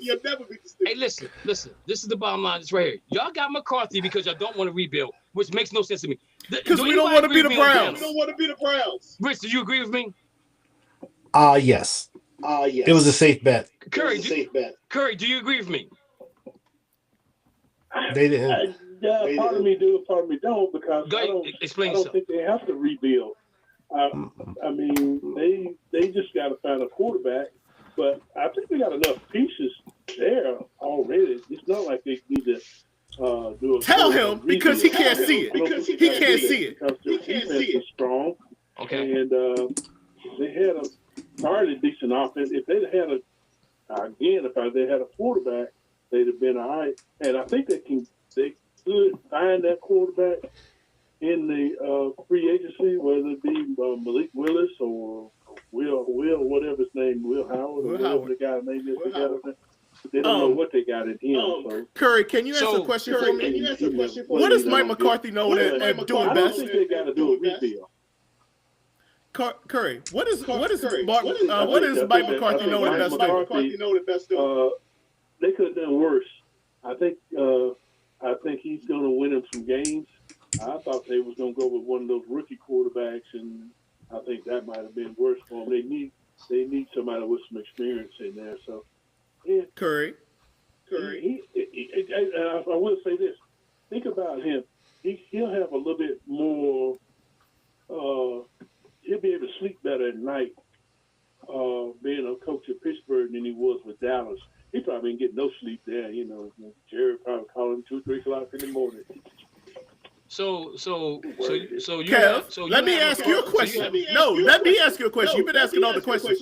What is Mike McCarthy good at? He's an offensive coordinator. And what does he do? He calls the offense. What does he do? What does he develop? What is the one thing that he develops? What's the best position he develops? Probably quarterbacks. Yes. Okay, but this is my question to you. The quarterback that you have right now, him and them two, they had a love-hate relationship. He got the dude fired from Green Bay. Aaron Rodgers ain't on our roster. But that's who y'all betting on coming back. No, we're not. That's what I'm saying. I'm betting on Malik Willis. So I'm not Malik Willis. He's not going to Pittsburgh. He's probably going somewhere else. He'll probably go to Miami. I don't think he's going to go somewhere else. But this is my whole thing. You guys do the same thing for the last 10 years over and over and over again. And so when is that going to change? That you win a playoff game. But stop talking. We're not talking about the Browns right now. But we have to because that's your team. You can't talk about my team and not expect me to bring up yours because it's the exact same thing. You'll be 3-14. We'll be 9-8. Which one is better? It doesn't matter. Did y'all go to Super Bowl? Did either team go to Super Bowl? Did you? Have you gone to a Super Bowl? Have you gone to a Super Bowl? See, we're not talking. Again, then you go and talk about the Browns. We're not talking about the Browns right now. We're talking because about the you hate the Steelers because you're a Browns fan. No, that's why you can't see this. Why you can't see this? No, I'm not. No, it's not that. It's not that. I'm asking you a question. You bring in McCarthy, who Pittsburgh openly said we have no problem with Aaron Rodgers coming back to play, yes. right? But then he got the dude fired, but you hire him as the coach. So what type of relationship are they going to have? Now Aaron Rodgers will come back and say, yeah, we had some disagreements, but he's still our coach. Aaron Rodgers has said in the last couple of years that they talk on a regular basis. Okay, all right, okay. Agreed. If they say sometimes. so, Agreed sometimes. So if I mean, no, I want you next week. Let's start back here. I want you to research and come back and apologize because they have been talking on a regular basis. He told him all the good stories about Pittsburgh. That's why he came to Pittsburgh. Because Mike McCarthy is from Pittsburgh. But the thing about it is, stop though, the BS, is man. Right stop the BS. So the whole thing is right here is that you're going to read the same results you get this year with Pittsburgh will be next year, because they don't want to rebuild. Y'all gonna be 3-14 again. They don't want to get a rookie quarterback because they don't want to rebuild. Because we don't want to be the Browns. Your defense is You got two rookie quarterbacks. How many games you win last year? The defense is getting older, right? So at some point in time, there's got to be a change. There's got to be a change. It does. Y'all need to change. So you can actually talk in this conversation. So the Ravens went out and got Jesse Minter, right? Now with him talking, with him being the head coach for the Baltimore Ravens, there's been talk about Lamar Jackson maybe wanting to be traded out, things of that nature going through the organization. If Jesse Minter took the job, do you think that was a conversation they had before he took the job or after he took the job? Or it because apparently Baltimore can't get over the hump either with Lamar Jackson being the quarterback. What's missing from Baltimore that they can't get over the hump with Jesse Minter? Because if this is the coach you got, what did he sell you that said, hey, I can get you guys over the hump, I can get you guys to Super Bowl with Lamar or without Lamar? Because if you're looking to trade Lamar, they're looking to get something back. I know the Raiders. There's been talk with the Raiders, trading him to the Raiders, and if I'm not mistaken, I think Lamar Jackson has a no trade clause, right? So he got to go to a team that he wants to go to. So that's probably a moot point. But to even have this conversation about Lamar, who should have won the MVP last year, right? Doesn't stay healthy, right? How is he not win the MVP last year? He barely played. He barely played. I'm talking not this season. I'm talking about last season, not this season. So you mean the previous season? Last season is this season. Not. I said last year. I said last season, not this season. This season means we're still in the season. And to Super Bowl being played, then I say the Cleveland Browns and the Rams are out. So this last season for all of us now. It's up for Matthew. So what type of issues going on in Baltimore now? Again, their defense is a little long in the tooth.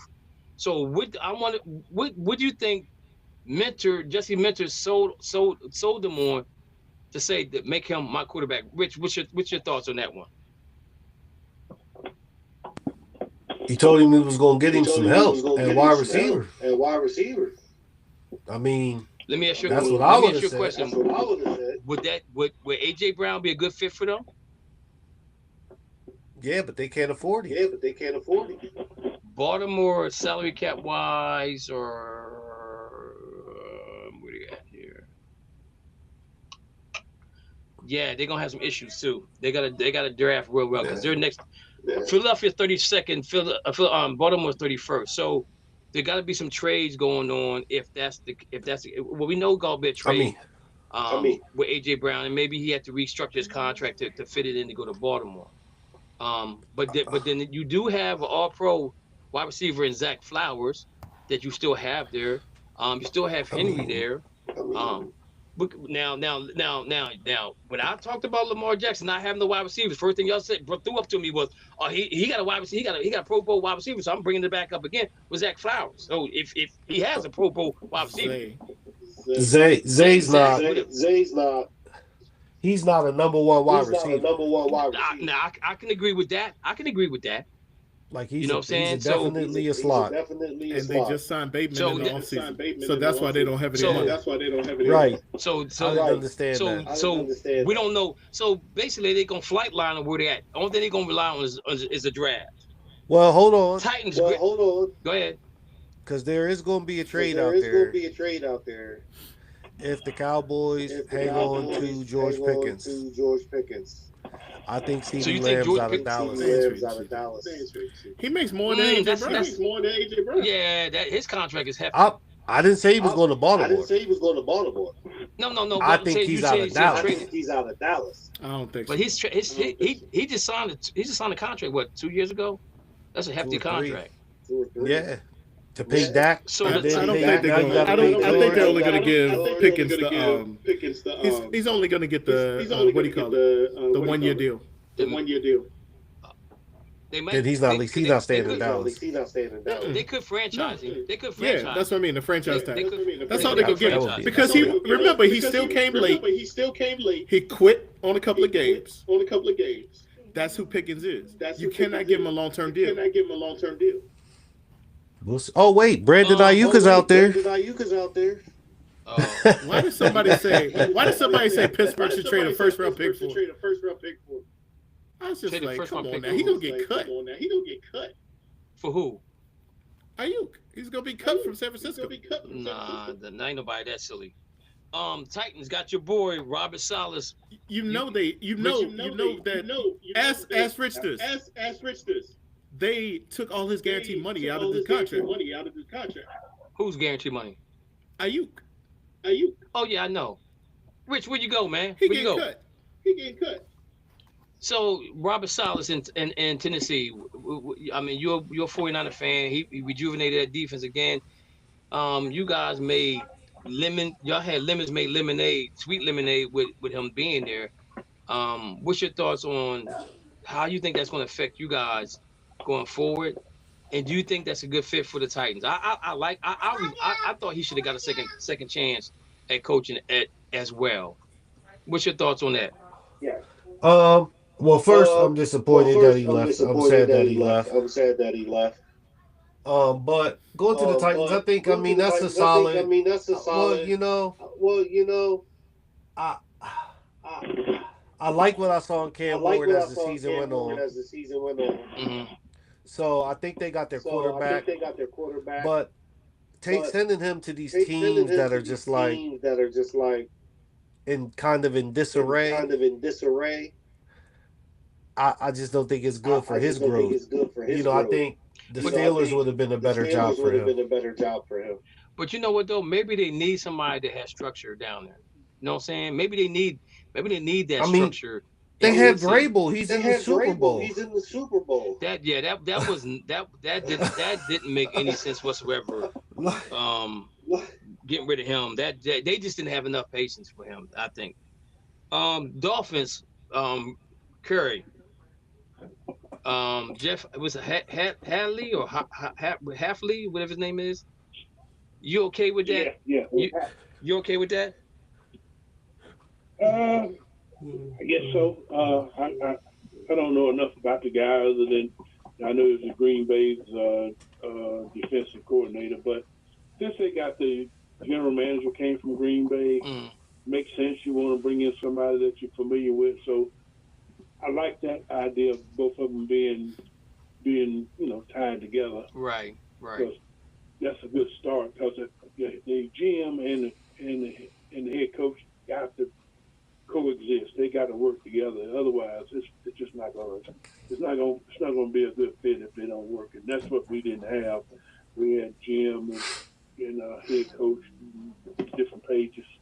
Okay. But at least I'm so happy they decided to blow the whole thing up for one time. Okay. Falcons, Kevin Stefanski. I talked to my cousin down there. They said them people are not happy with that hiring right there. Oh man, they're definitely not hiring. They're not happy. I think Raheem Moore. If Matt Ryan is the reason why Kevin Stefanski is there, no ifs and buts about it. How do you win 4 games? How do you win 4 games at the end of the season? You knock a team off so that they can't be the number 2 seed to the number 4 or 5 seed, and you get no credit for that. Now, Kirk Cousins is going to restructure his contract. They don't know if he's going to stay or if he's going to go. They don't know about Penix being started or not. They don't know what's going on with him. But Kevin Stefanski scratched in my head. I thought he probably would have been more of a Titans coach than a Falcons coach. And the past history with him and Dion has a lot to do with this right here. But I think that winning cures everything. If they're winning games, still winning games, that will supersede anything. And plus, Kevin Stefanski was up in Minnesota where Kirk Cousins was, so they have a familiarity of each other. So that might be a good thing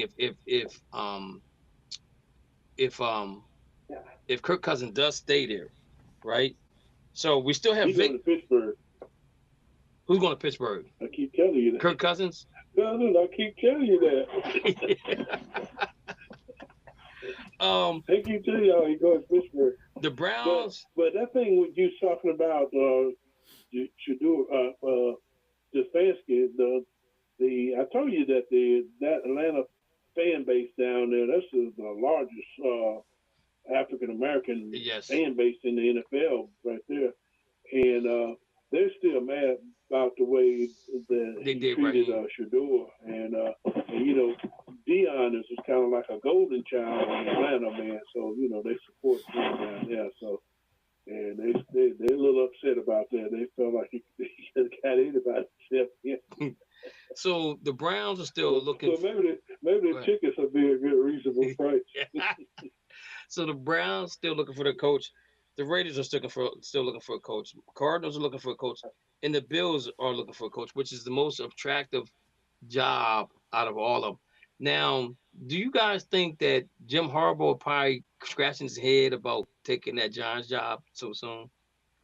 Because he probably would have definitely been the coach in Buffalo, right? Y'all think? I think he did it because the way he went into New York and did that interview, it wasn't a public interview. It was in private at a restaurant that they do when they do these hirings for New York Giants coaching interviews.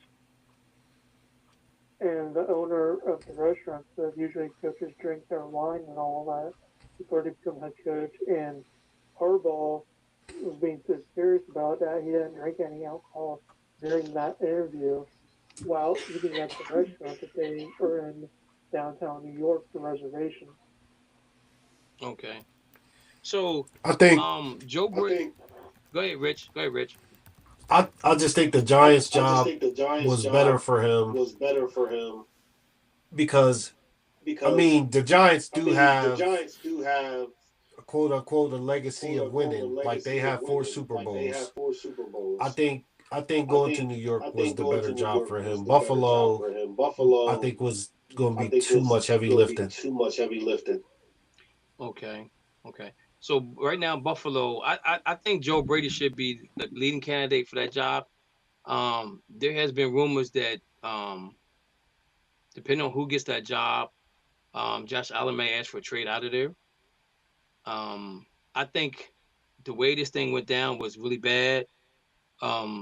Throwing Kevin Coleman underneath the bus, he had nothing to do with this whatsoever. Then they coming out and said that it was the coaches that wanted Kevin Coleman. The GM didn't want Kevin Coleman. Keon Coleman. So I'm looking at this right here, and my thing is, why would you throw? Keon Coleman had nothing to do with this. You could just say there was a player that they wanted more than the GM wanted them, right? Don't throw the kid underneath the bus like that. That's not cool. I know that there was that I've been reading something about, like I said, Josh Allen's not very upset about the whole situation. And so Joe Brady should be the head coach, but then do you want to bring in a young coach? Who'd you say? Philip Rivers. He just had an interview with Buffalo. He stepped away from it. He declined to have any more interviews because of all the slack he was getting back. Because you ain't been an offensive coordinator, you ain't been nothing, and just coming on the scene and becoming a head coach. I mean, in football, that's a rarity to see that happen.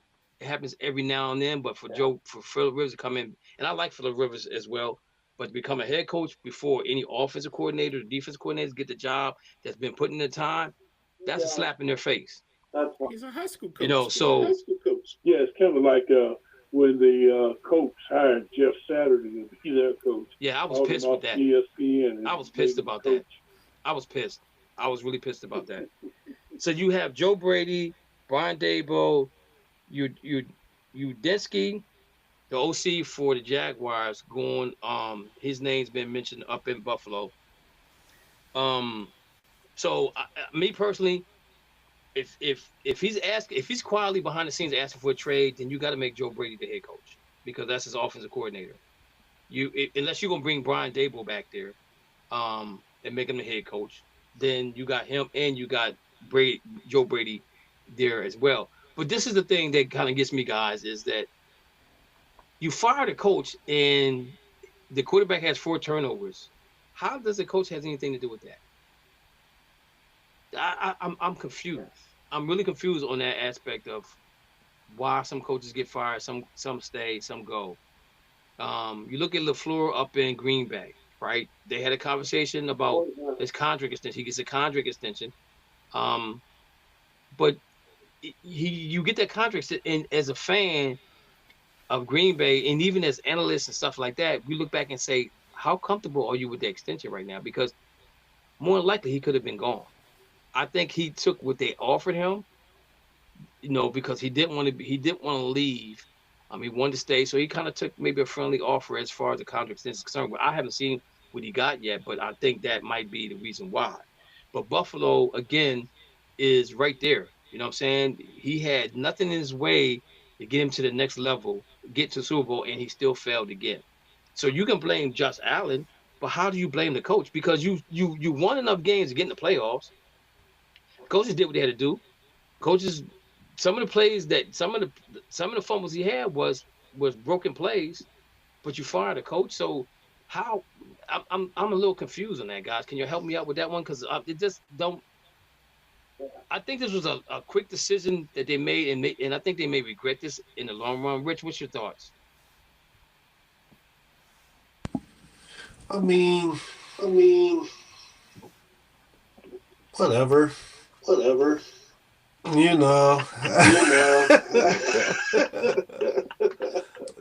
Whatever they decide to do, Mo, what's your thoughts? You're not gonna find a better coach than McDermott. So you got to go young. That's the problem. I don't understand why McDermott hasn't gotten the job.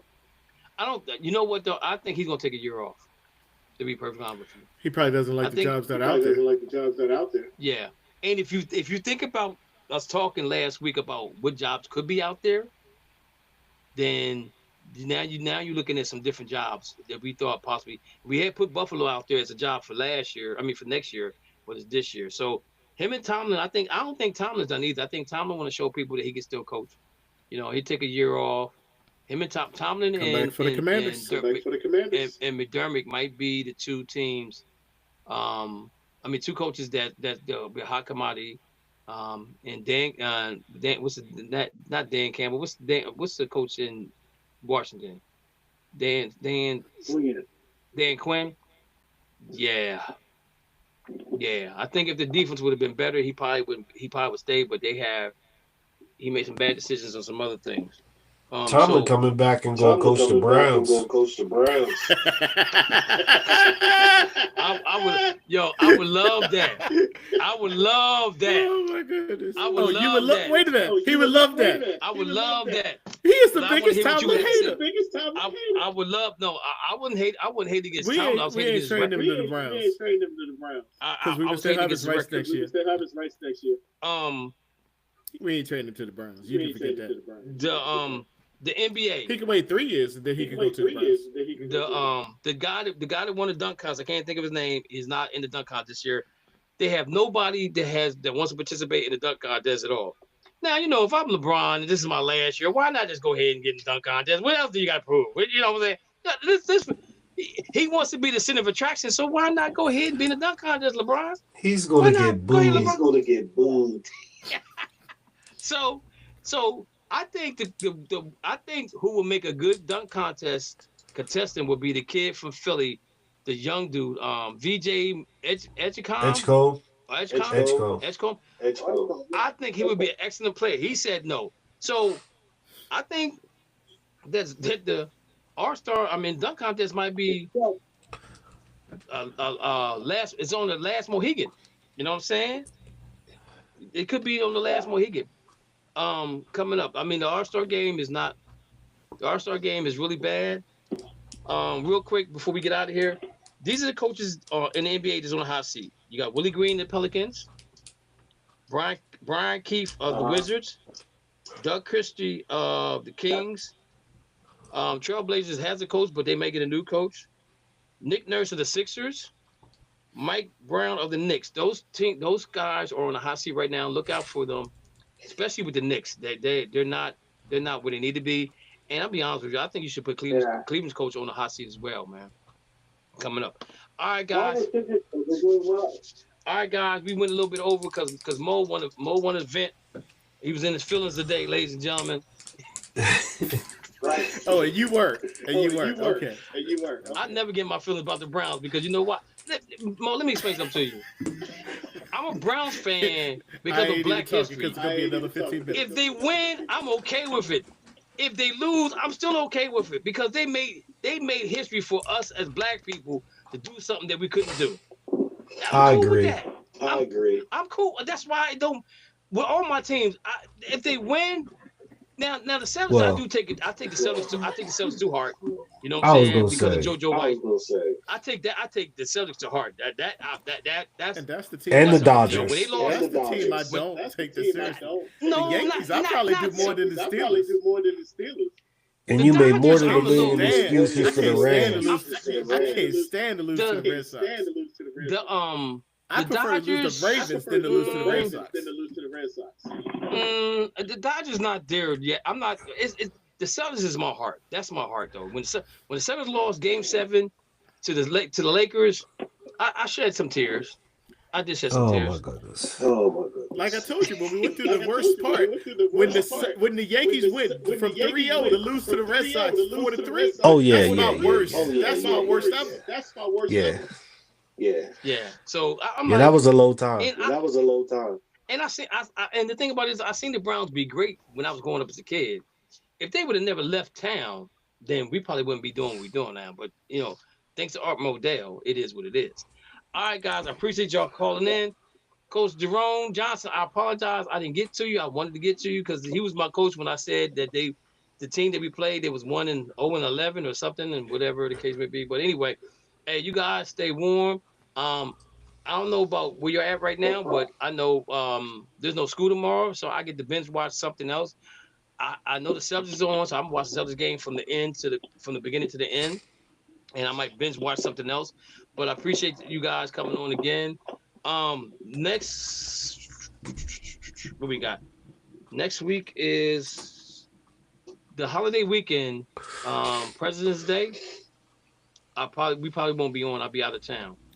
Next week? No, next week. No, next week. No, not next week, but the week after that. 2 weeks. 2 weeks. Yeah, that'd be Valentine's Day weekend. I'm going to see Cat Williams. Actually, I'm coming down. I'll be down your way in D.C., Mo. Really? See Cat Williams. Really? Yeah. Okay. Yeah. I'll be moving. Hopefully. Sorry. No, my house. I had to cancel on the house. It was terrible. Oh man, that's not good. Hey, just so y'all know, it's going to be another snowstorm this weekend. It's supposed to be Wednesday, right? I saw Saturday and Sunday for us. It's supposed to be Wednesday, then Saturday and Sunday again. I think it's on 3. So hopefully I can get out of here. I'm flying to. Oh my God. Good luck. I'm flying to Boston on Friday. Oh that my might God. not happen. It's supposed to be 5 degrees tomorrow. 7 degrees Wednesday, 3 degrees Thursday, 4 degrees Friday, 2 degrees Saturday, 9 degrees Sunday. Oh my God! It's supposed to snow Wednesday. Well, not anymore. Not here. It's supposed to snow on Sunday. Rich, you saying it's supposed to be snowing in Harrisburg on Wednesday? From what I read today, 75% snow on Saturday, 85% on Sunday. But you said, I thought you said Wednesday. No, I Nah, said he Wednesday said for Wednesday. Baltimore. Oh, okay. So I leave Friday. I had to change my flight arrangement and stuff because I was gonna leave Friday. I was gonna leave Saturday, but my hotel I had it for Sunday, and I called a hotel. They had me on. Listen, they had me on hold. They said, "You're the 81st person on hold." I was on hold for over an hour. That's crazy. And I just went and changed my flight. All right. So hopefully, man, I might have to pack extra clothes.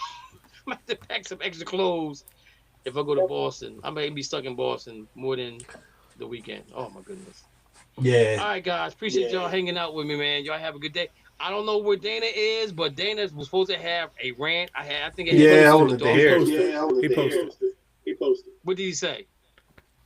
I don't know if it was his father or his brother is in the hospital.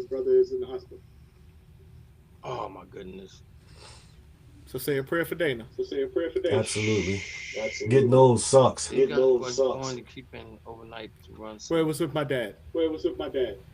His dad. I'll give him a call. I'll try to give him a call after this is over with, man. All right, guys, man. Hey, say a prayer for Dana's dad if you get opportunity. Also, say a prayer for the people in Minnesota, Minneapolis. This stuff that's going on in this country is unreal, man. And I mean, it could happen in anybody's backyard right now. This man. Not Philly. He need to get it together. He definitely need to get it together because this is not innocent people are dying behind something that don't need to be done.